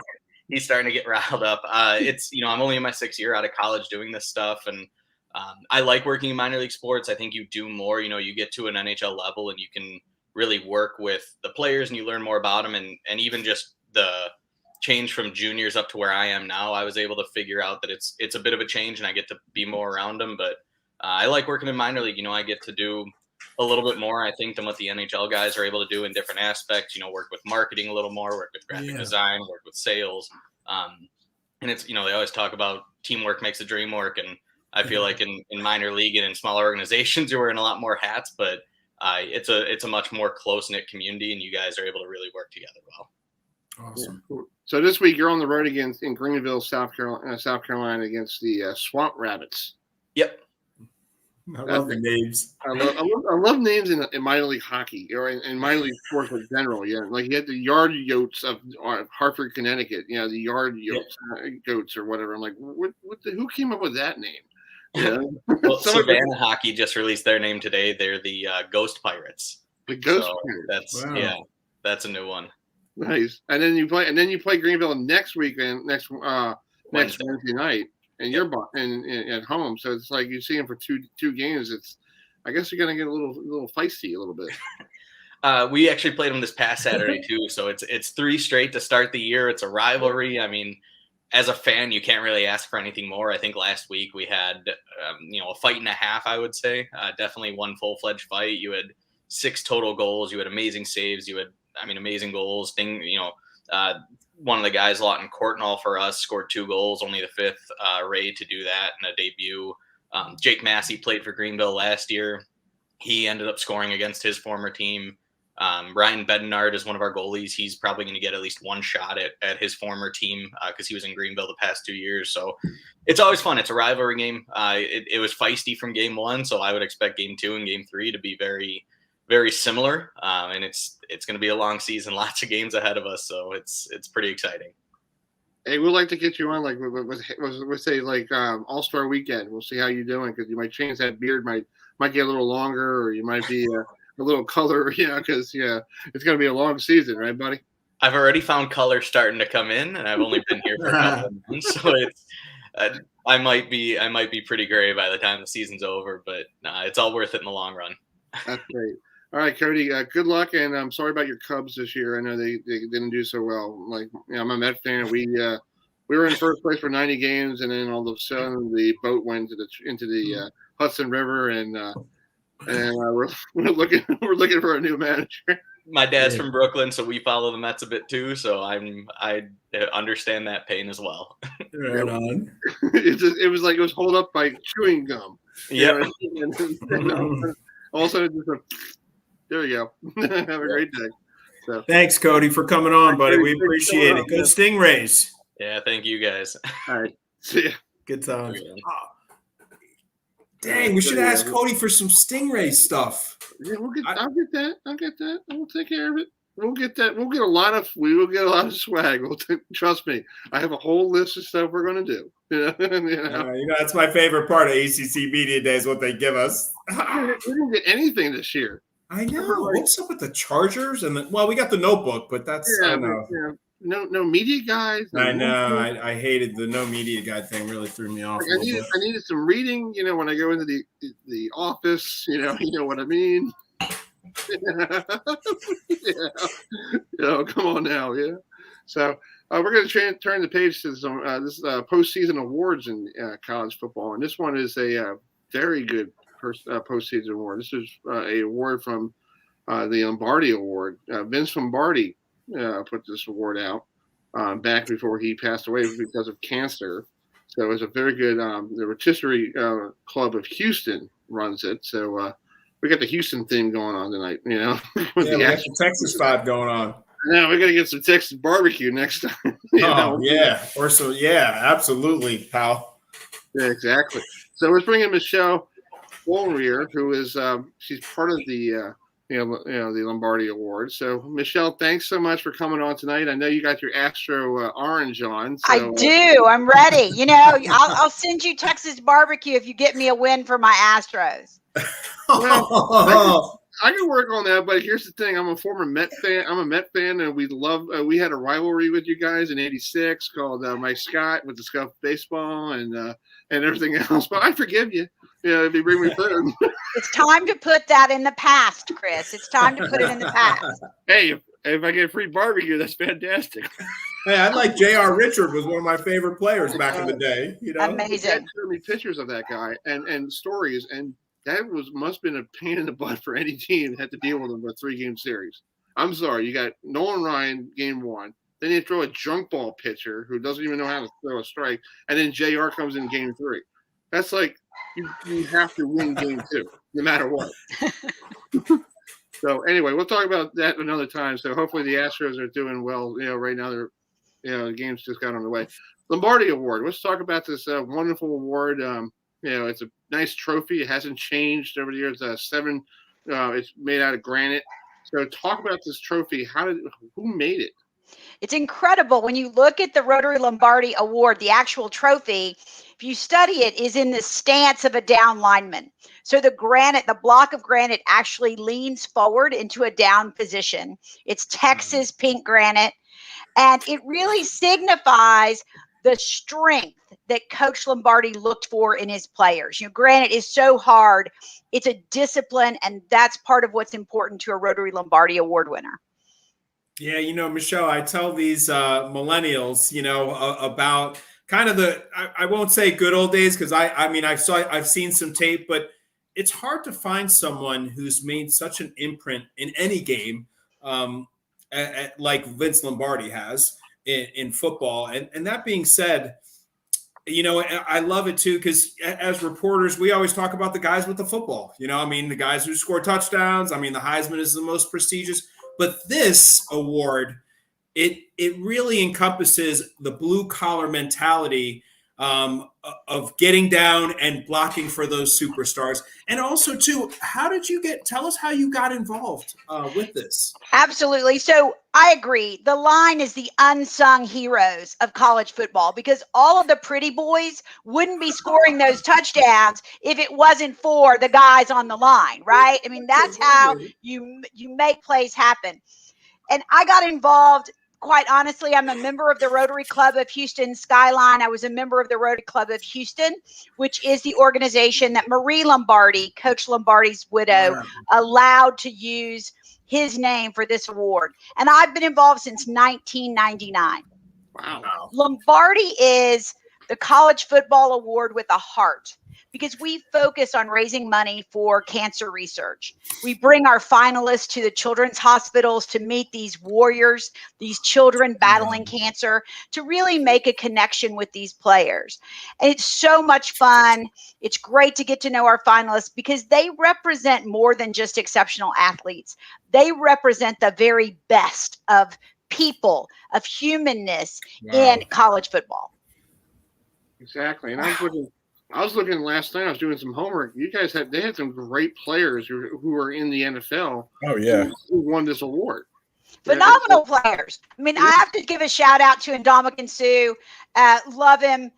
Such a great young man, and just has done a tremendous job. Now he's got a Super Bowl ring. I know his family's very happy. But, in my time with Rotary Lombardi, I've gotten to know so many tremendous athletes, their families, gotten to go to their games when they've made it to the pros. It's just incredible. Yeah, I found this on YouTube the other day. Yeah. It's pretty cool. This thing was dated back to like 1970. You got a lot of Ohio State, a lot of Alabama players. There was an occasional Florida State guy thrown in there, once in a while. Yeah, every once in a while you get a Florida State. But I'll tell you, when you work on Lombardi, you learn very quickly that it's the Ohio State University. It's these little things that they make sure that you understand. We all know how to say Roll Tide. Sometimes we've said it a little too often, but it's so much fun to get to know all these different players. Hey, you got Randy White, former Maryland Terrapin, who was a Dallas Cowboy. So that's a good, good person to get that award. The only thing absolutely, and multiple Super Bowl winner in Randy White. Exactly, and you got a lot of Notre Dame players on there, and it's pretty cool seeing this over the years. And it's like, wow, and how the style of uniforms and how they use the big Nick thing, that's so 1980s. It's just so fun to see how they've changed, and to see how the coaches have changed. The players are so much more relaxed now than they used to be. I think the fear factor is lessened a little bit with the head coaches. And when we love seeing when the players get to have a lot of fun, especially with the kids at the children's hospital, because they are big kids. They know every video game. They know how all of it works, and they have so much fun playing with these kids with cancer, just taking their mind off of their battle for a few hours. It's incredible. Michelle, I absolutely love that. I don't think in people that don't understand or haven't played sports or haven't been around, they don't understand the positive effect that athletes, that role models, that that's a whole nother discussion, but it's just so warming. I wanted to ask you, Michelle, of all these candidates, you seem to know them personally. Take us, inside of, kind of the process, and how do you get to know all of these athletes? Sure. So the very best job on the Rotary Lombardi Committee is being a player host. It means when they come into town, your responsibility is not to lose the player. So you basically are charged with keeping up with them, getting their cell phone number, making sure they're awake, making sure they're dressed right for whatever event it is, and just kind of being there for them. And so you get to know them very well. I've had the honor, David Pollock, who I'm sure you all know now on ESPN Game Day. David was a return finalist and won his senior year, but I actually helped him plan his engagement. because we got to know him so well. So you do get to know them and build these relationships. It's been so rewarding for me to see how they've matured, not just in how they play football, but how they've responded. Our Lombardi winners go back to communities and go into the communities where they play. They build homeless shelters. They've built adoption centers. They've gotten involved with neonatal care. They just get involved with all these organizations because they have such a heart. Wow. Jeez. Well, talk about the voting. How do you guys, you got right now the top 12 semifinalists are right now, and then you got until that's the second time around. Then you got to vote a third time. Is it all everybody? Just different people could go on the website and vote, or how they get a ballot? No, so it's a 3-tier process, like you talked about. We start out with the blank ballot for the top 12. Then from the top 12, we pick our 4 finalists, and then we pick our winner. And the voters are comprised of our former winners. They all get a vote. Our former finalists all get a vote. And then we have our college football coaches and members of the sports media. Wow, that is pretty cool. I have to tell you, by the way, I was doing a little research on this. You have an unbelievable background and so accomplished. I have to tell you, I was blown away. You are a Houston Cougar as well. Absolutely. And Wilson Whitley is the only Coug to win the Rotary Lombardi Award. Wow. I think we have talked to representatives of many different college football awards, but I have to say, I am very impressed. I think this award is in fantastic hands, and I love how you represent it. I'd love for you guys to come down to Houston. December 8th is going to be a big party. We're going to be having so much fun with these players and announcing the winner that night. And, you're welcome. Texas Hospitality. Come down, visit us, take you on a hospital tour. I promise if you go to the hospital with these 4 finalists, your life will be changed and you will be a Rotary Lombardi Award fan forever. Wow. Hey, yeah, maybe we do that. We'll talk about it. I'm ready. I'm ready. By the way, I hear that there are many different attractions in the Lone Star State for a single guy like me. So we'll just kind of throw that in there. You said you helped David Pollock with his. I mean, that kind of personal interaction is just. It's unbelievable. And this host thing is just incredible. Those are things we'll never, I'm so glad we knew, because when I read up on it, I didn't know anything about that. You want to experience that. And I tell people, I encourage people to join Rotary because it's the largest service organization in the world, and we serve to change lives. But there's nothing wrong with saying, and it was true for me, I joined Rotary to hang out with college football players. I joined Rotary because I wanted to participate with the Rotary Lombardi Award. Now, this many years later, I'm in Rotary because I see how it changes the lives, but I still love hanging out with college football players. Oh, man, you are so cool. We have to have you on all the time. I mean, goodness, Michelle is wonderful. Yeah, let's get her on for the when you guys pick the finalists. We'll get her. Absolutely. Hey, that's great. I mean, come on. It's November 9th. We're going to pick our 4 finalists. I'd love to talk about them. I personally have some preferences I'd like to see in there, but I don't get a vote. They don't let me vote. Wow. Jeez. Wow. After all that, I'm sure we'll get you on November 10th. We'll talk about them, the 4 finalists, and then maybe we could get them on and see if we could boost up somebody. Oh, I'd love it. I'd love it. This is such a great event. Again, all of the proceeds go to cancer research. So it's one of those events you can go, if you're a college football junkie like me, you go enjoy college football, enjoy the players, but know that you're doing it with this purpose of giving back for cancer research. Wow. I feel like I just want to hop on a plane now. That is so amazing. Hey, easy flights from Maryland. Easy flights from Maryland to Houston. Yeah, I know. I went to the Cotton Bowl a couple years ago, and it was very easy to do. I got there right before 2 hours before kickoff. I was like, wow. First of all, I didn't know what time zone I was in, but it was okay. It was cool. Michelle, we talk so much about character on and off the field.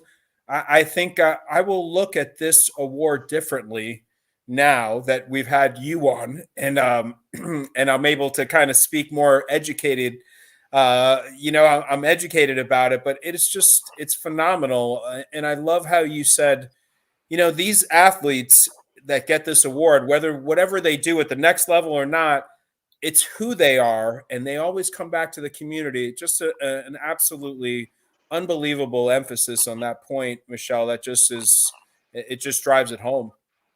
It gets lost sometimes that these are people, and they are young men, and they are young men thrown into a really difficult situation, usually lots of money thrown at them because only the best of the best are finalists for Rotary Lombardi, and they have to manage that.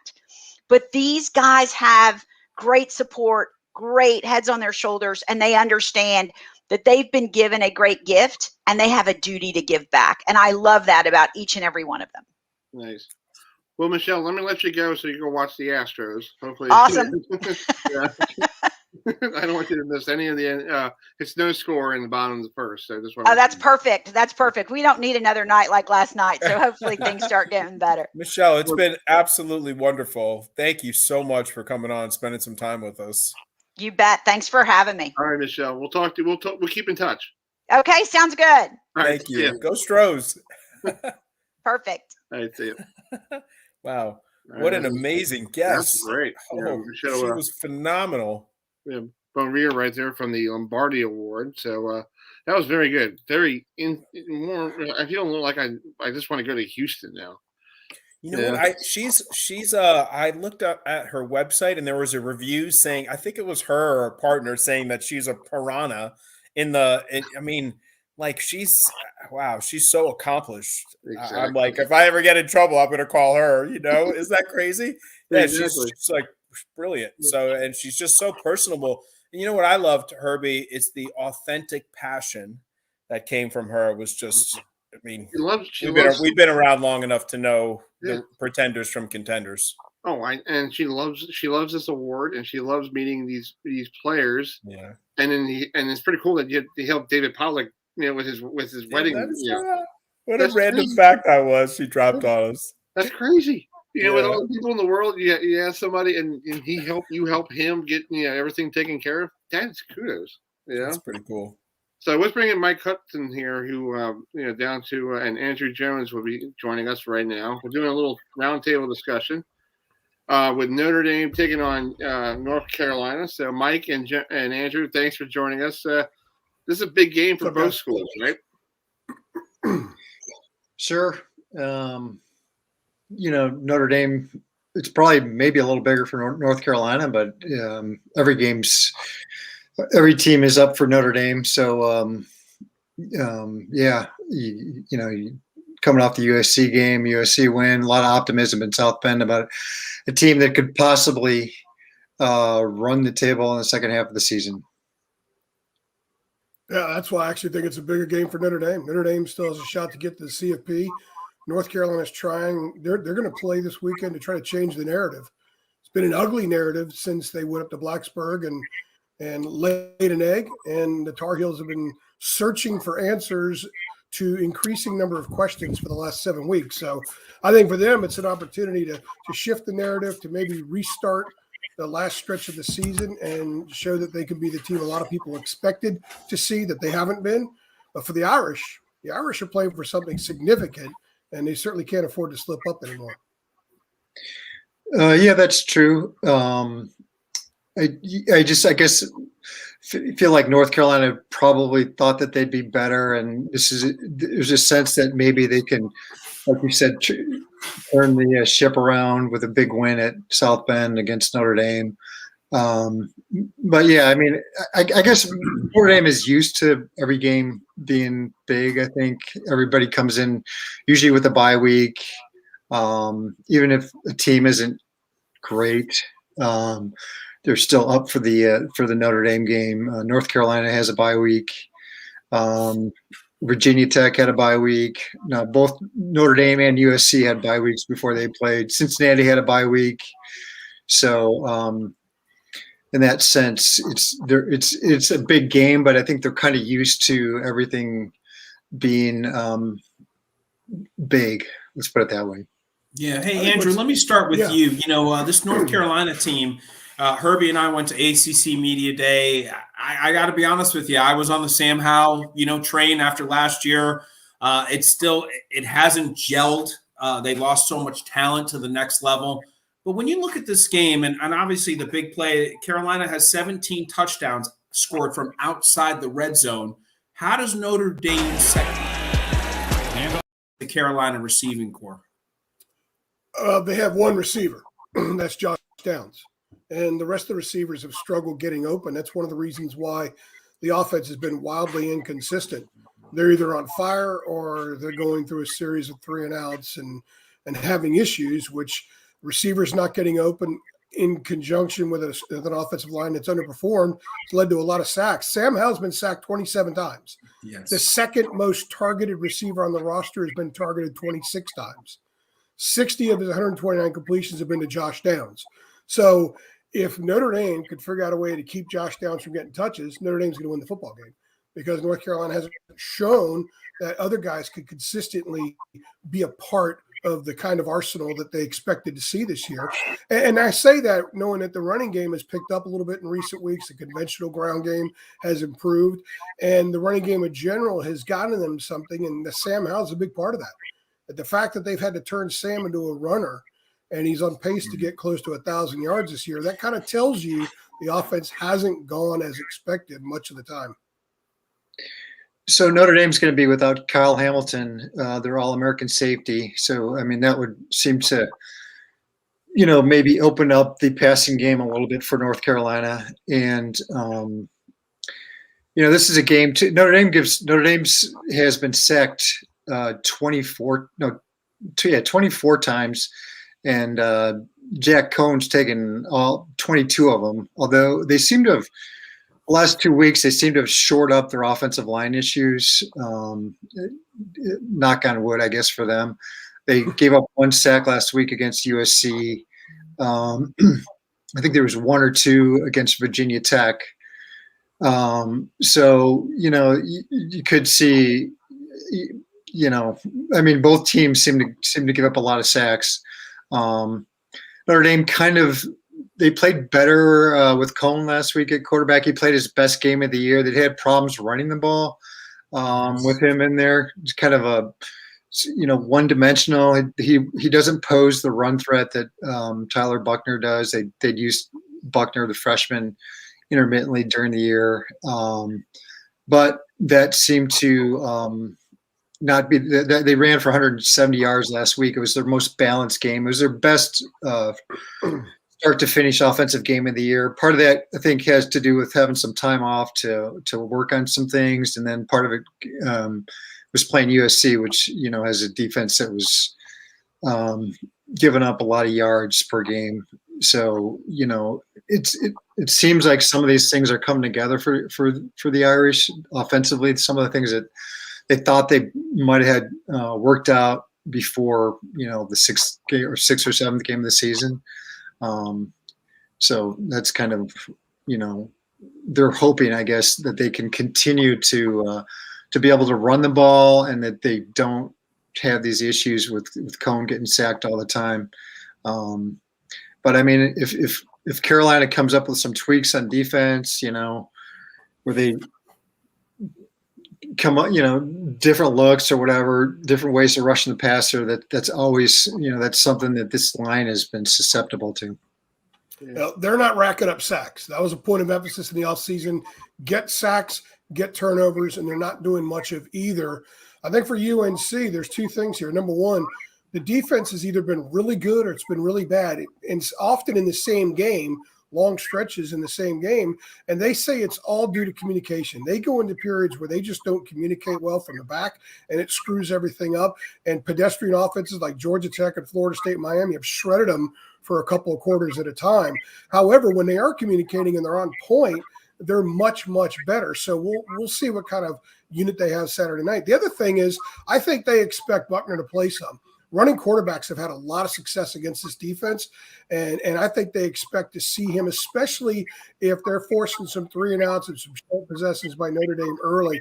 They're preparing to have to deal with what he could do.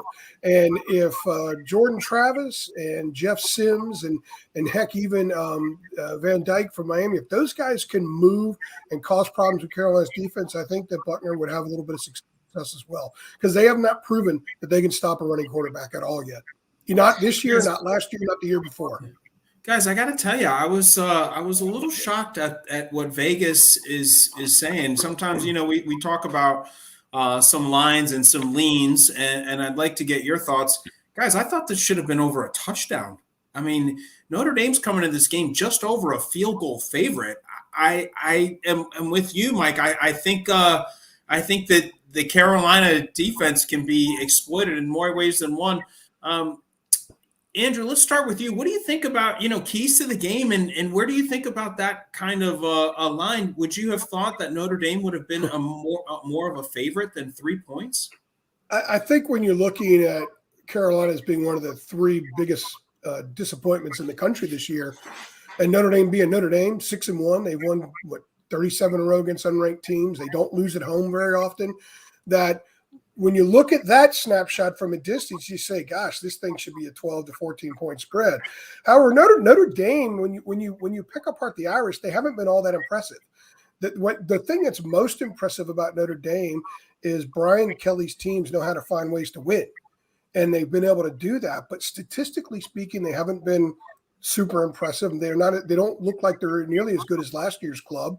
And I think North Carolina, for some reason, Vegas has been way too in love with them. They've been favored in every game until now, and they're 4-3.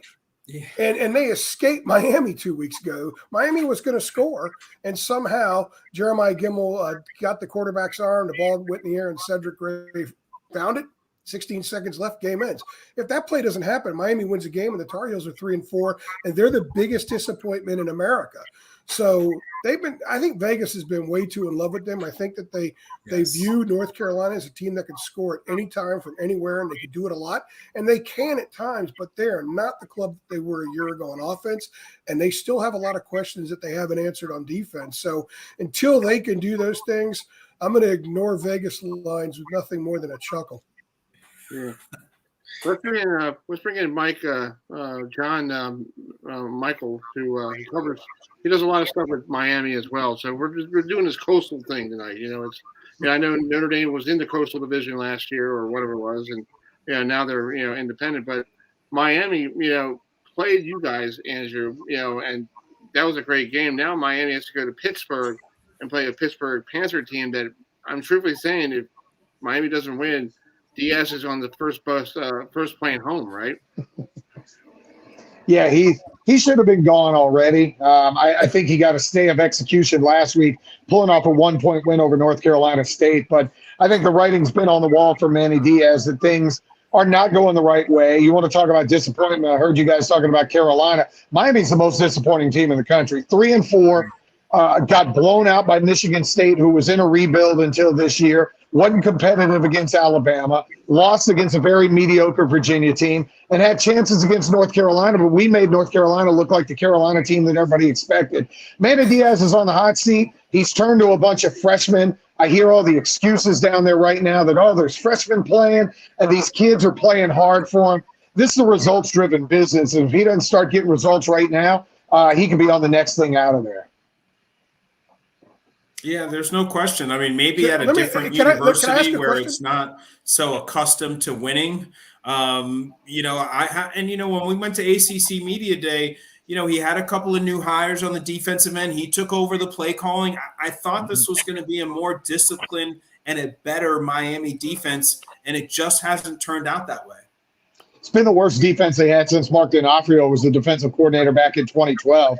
I mean, it just was not good at all. And it's really frustrating because Miami came into the year with 19 or 22 starters back, and it seems like a lot of the guys regressed. Linebacker play is really pathetic. You had 2 preseason guys in the defensive backfield, in Bubba Bolden and Gervin Hall, who were supposed to be really good. Bubba Bolden out for the year now with a shoulder injury. They've missed 1 million tackles, it seems like. And it just seems like his schemes have been figured out by ACC offensive coordinators. A lot of blitzes that if I could see it coming from the couch, I guarantee Mac Brown and Phil Longo could see it coming from a mile away. Hey, do you have a question for John? Go ahead. Yeah, actually, when Miami was in town a couple weeks ago, I was talking to a couple of the guys who cover them, and they said the big concern that a lot of boosters have is that the boosters want Manny out, but the AD went rogue to get Manny, and they're afraid that he's not going to cut him loose because that would be an admittance 3 years later that he really made a mistake going rogue, and they don't want to trust him possibly going rogue with the next hire. How do you think that might play out? Well, I don't think Blake James, the athletic director, is going to get the next hire. I think when Manny's gone, Blake James is gone. That's a lot of just from the people that I talk to down there, the people that are, that know some people in the board of trustees. They want Blake James out, maybe worse than they want Manny Diaz out for exactly what you just said. Remember the timeline with Mark Richt. He resigns on a Sunday, and I know this well because I was working a Buccaneers-Falcons game, and as I walked down to the field, my buddy Wes Durham texts me. He does play-by-play for the Falcons, and he said, dude, your guy just resigned in Mark Richt. And within 4 hours, Manny Diaz was hired as the coach.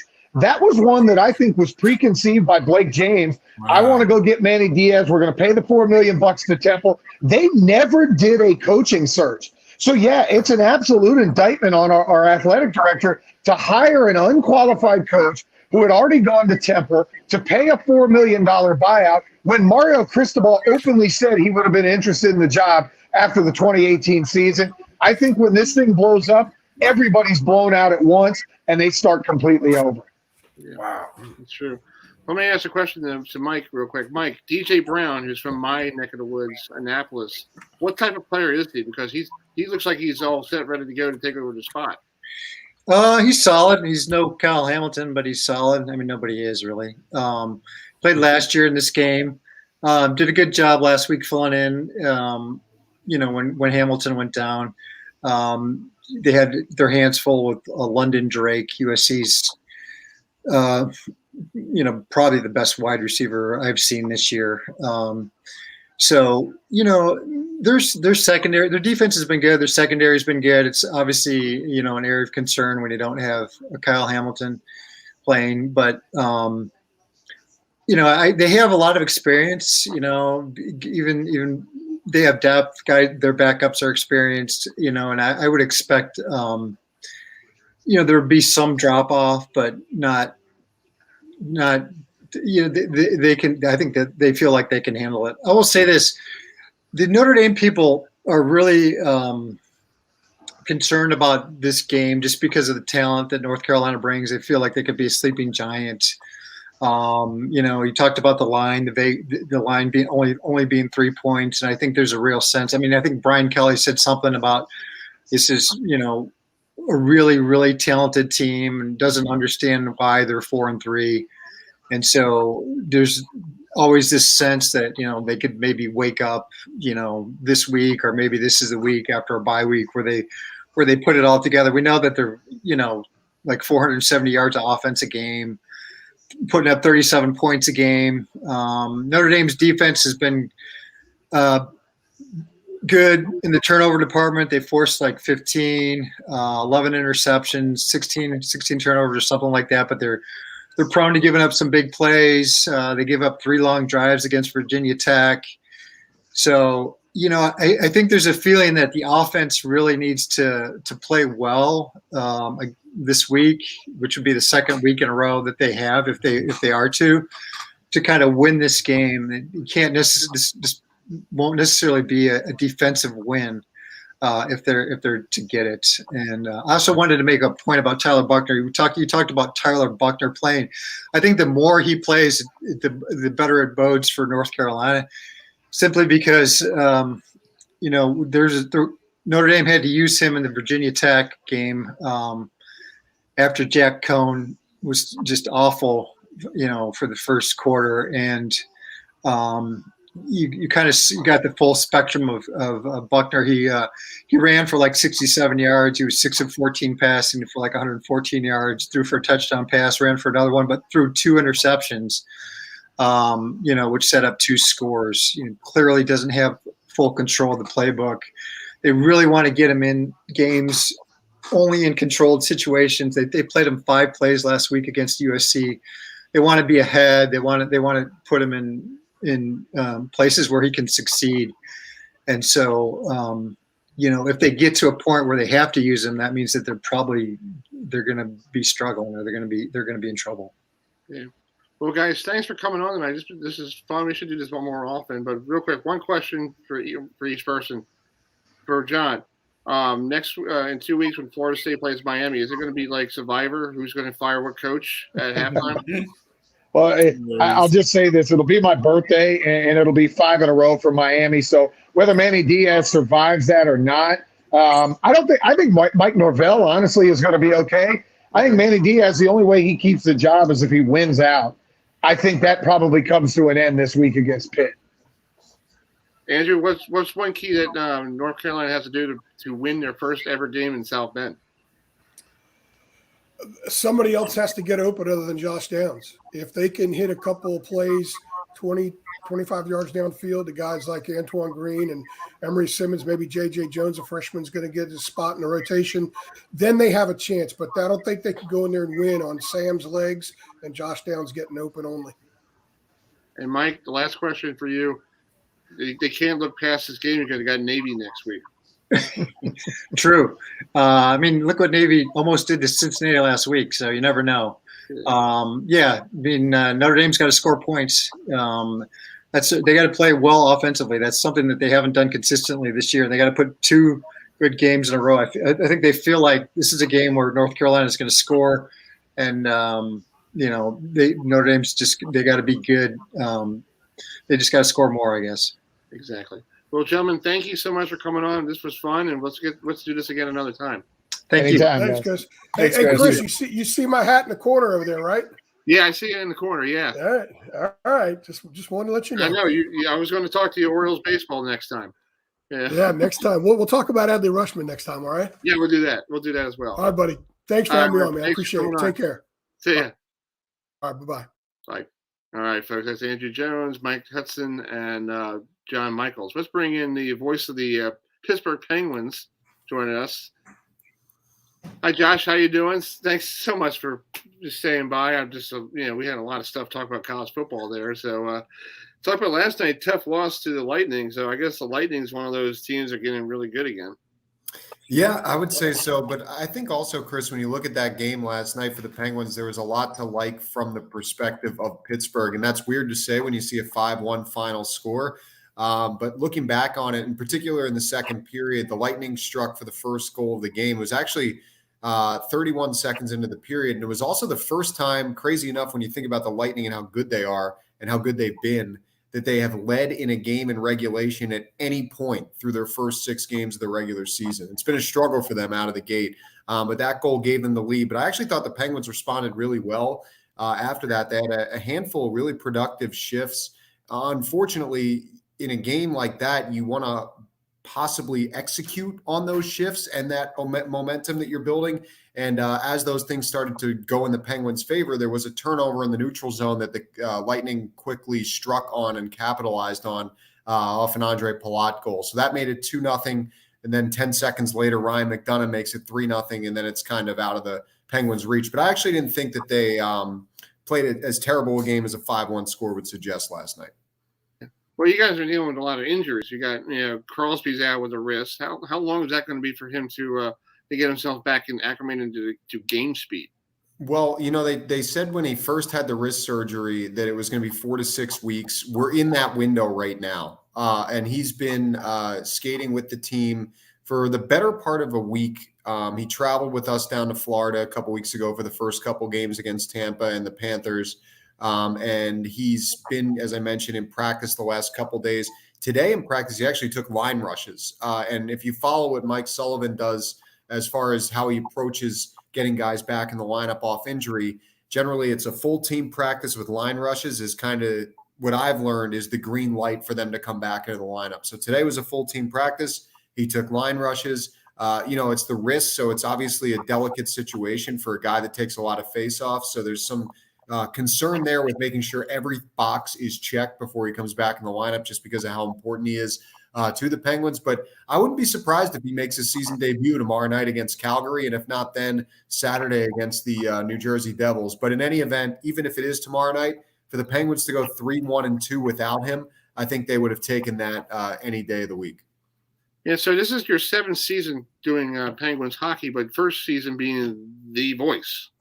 Yeah. So how hard is it to replace a legend? Because I know you had a legendary voice up there, and it's almost like me growing up listening to Bob Murphy and having Howie Rose take over. It's kind of like, are you getting a lot of people calling in and going, "You're not that guy"?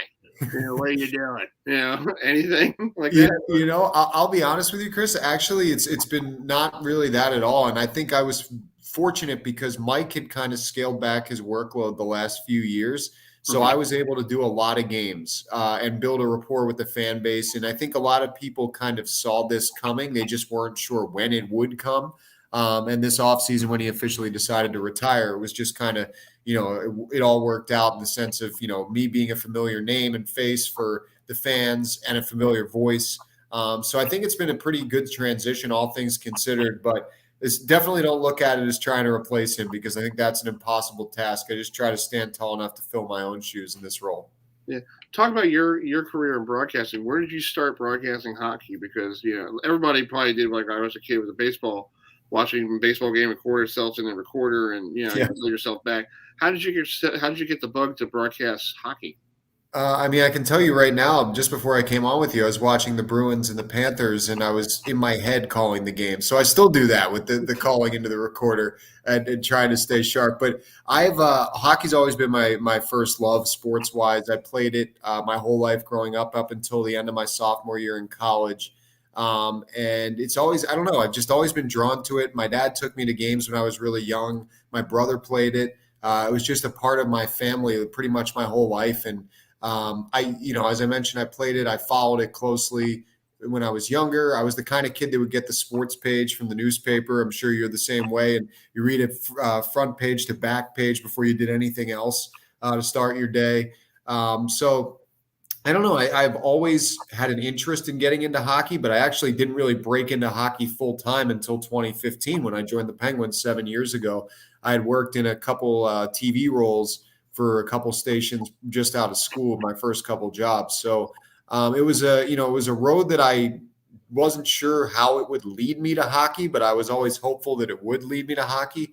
After a couple of stops and kind of keeping my eye on opportunities throughout the league, I was fortunate enough that the Penguins had an opening and I applied for it, and I met what they wanted at that time and have kind of made myself evolve as a broadcaster and a reporter since I've come here, and they've let me evolve with them to the current role that I'm in today. Yeah. Can I ask you, you're from Illinois. I'm a Mets fan from New York. When you played against the Blackhawks, were you a Blackhawks fan growing up, and now you're going to that arena and you go, oh God, this is going to be tough.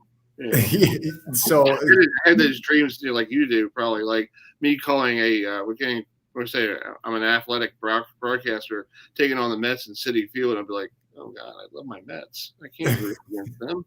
Are you the same way when, did you grow up as a Blackhawks fan or did you have another team? Yeah, so I'm actually from Pennsylvania originally, and I'm actually from Philadelphia, which makes things really funny with the Penguins. That was an inside joke the first couple of years I was here. The Penguins didn't want that to get out to the fans so that they wouldn't attack me and then eviscerate me. But that never ended up happening. They accepted me first. And I'm kind of like a Pittsburgh transplant now with the time that my wife and I have had here, and we really love living in this city and everything that it's been for us. But to answer your question, the first game I actually called for the Penguins was in Illinois against Chicago, weirdly enough.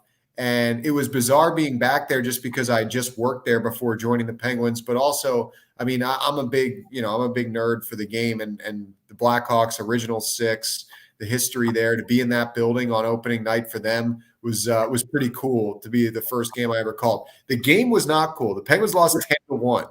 And they scored 6-0 in the first period. So that was kind of like a funny story to look back on. But in the moment, I was like, holy moly, I'm going to be in a rough sledding here with trying to figure out how to broadcast this team. Right.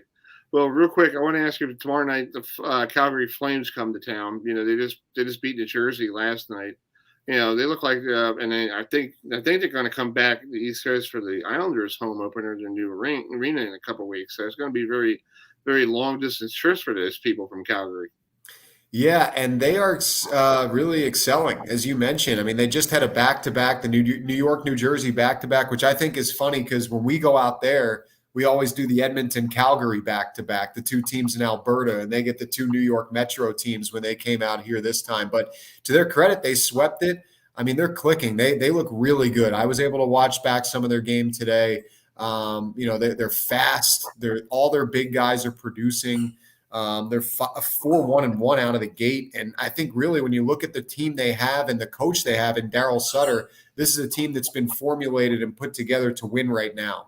And they're doing that. And that Pacific Division is up for grabs because quite honestly, aside from Edmonton and Vegas, the rest of the teams are kind of, I think, fringe playoff teams at best, probably lottery teams at worst in that situation. So I think that they have a really good team. They'll be a good test for the Penguins. The fact that they're at the end of that road trip, though, as you mentioned, that could bode well for the Penguins because you do get the heavy legs. You get a little more fatigue the longer you're away from, you know, the comforts of home, and getting them here in this last game of this trip. They may have their eyes on the calendar to get back on the plane back to Canada.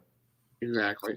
Well, Josh, thanks so much for taking some time this morning. I know when I gave you a call, I don't know if you heard me when I called you. You know, I left a voicemail. I was like, did I dial the wrong number? You know? I heard you. I had some self-service issues earlier, so I'm glad that we were able to connect on here. Yeah, it's awesome. Well, we'll keep in touch. We'll get you on the rest of the season and see how the Penguins are doing. All right, Chris, thanks so much for having me. All right, buddy. Thank you. Take care. See you. All right, that's Josh Getzoff, who is the one of the voices, the man of play-by-play of the Pittsburgh Penguins radio network. Well, we're going to wrap up the show here. We forgot on this big day in sports history. I don't have to talk about this, but you know we gotta play it.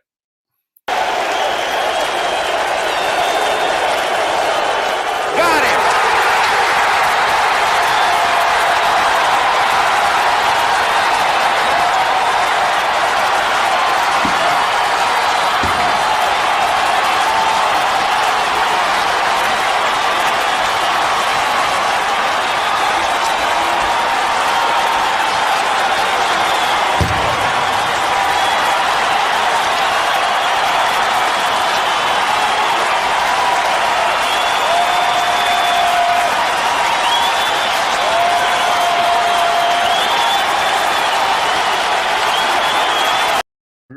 State in 1986, the Mets won their second World Series title, and we're still looking for number 3. So that's no big deal. Well, folks, thanks for joining us tonight. Thanks for Ewan just for stopping by, and thanks for George Bashir for joining us for an hour. Thanks for everybody taking their time tonight to join us here on the program. I want to say thank you to our round table segment with North Carolina's Andrew Jones and Notre Dame's Mike Hudson, who is from the Irish Breakdown, and our good friend John Michaels. We'll get him back on in the program down the road, maybe from Florida State, Miami. Also, thanks for Stephanie Anderson from Fairmont State women's basketball coach for joining us. Also, Michelle Bonrier, who is one of the Rotary Lombardi executives. Thanks for joining us tonight. And also, thanks for Coach Robin Harmony, who coach at College of Charleston. They are getting ready for their season next week, in 2 weeks. So, folks, we'll be on a special time next week. New day and time next Tuesday night at 7:30. Sports Talk with Chris Heidel. We're going to preview the CAP, the College Football Playoff Selection Show.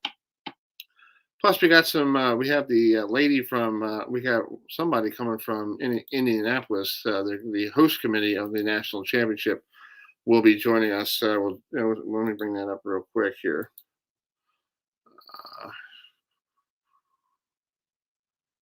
Let's bring.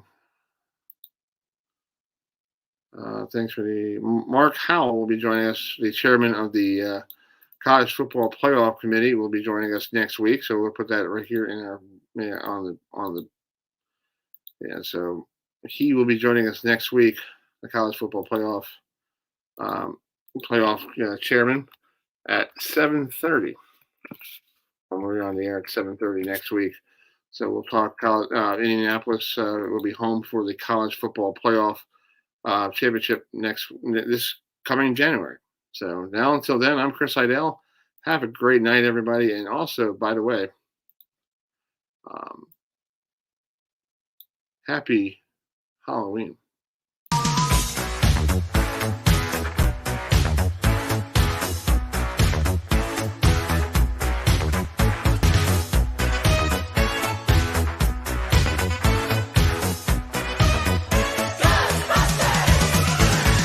Something strange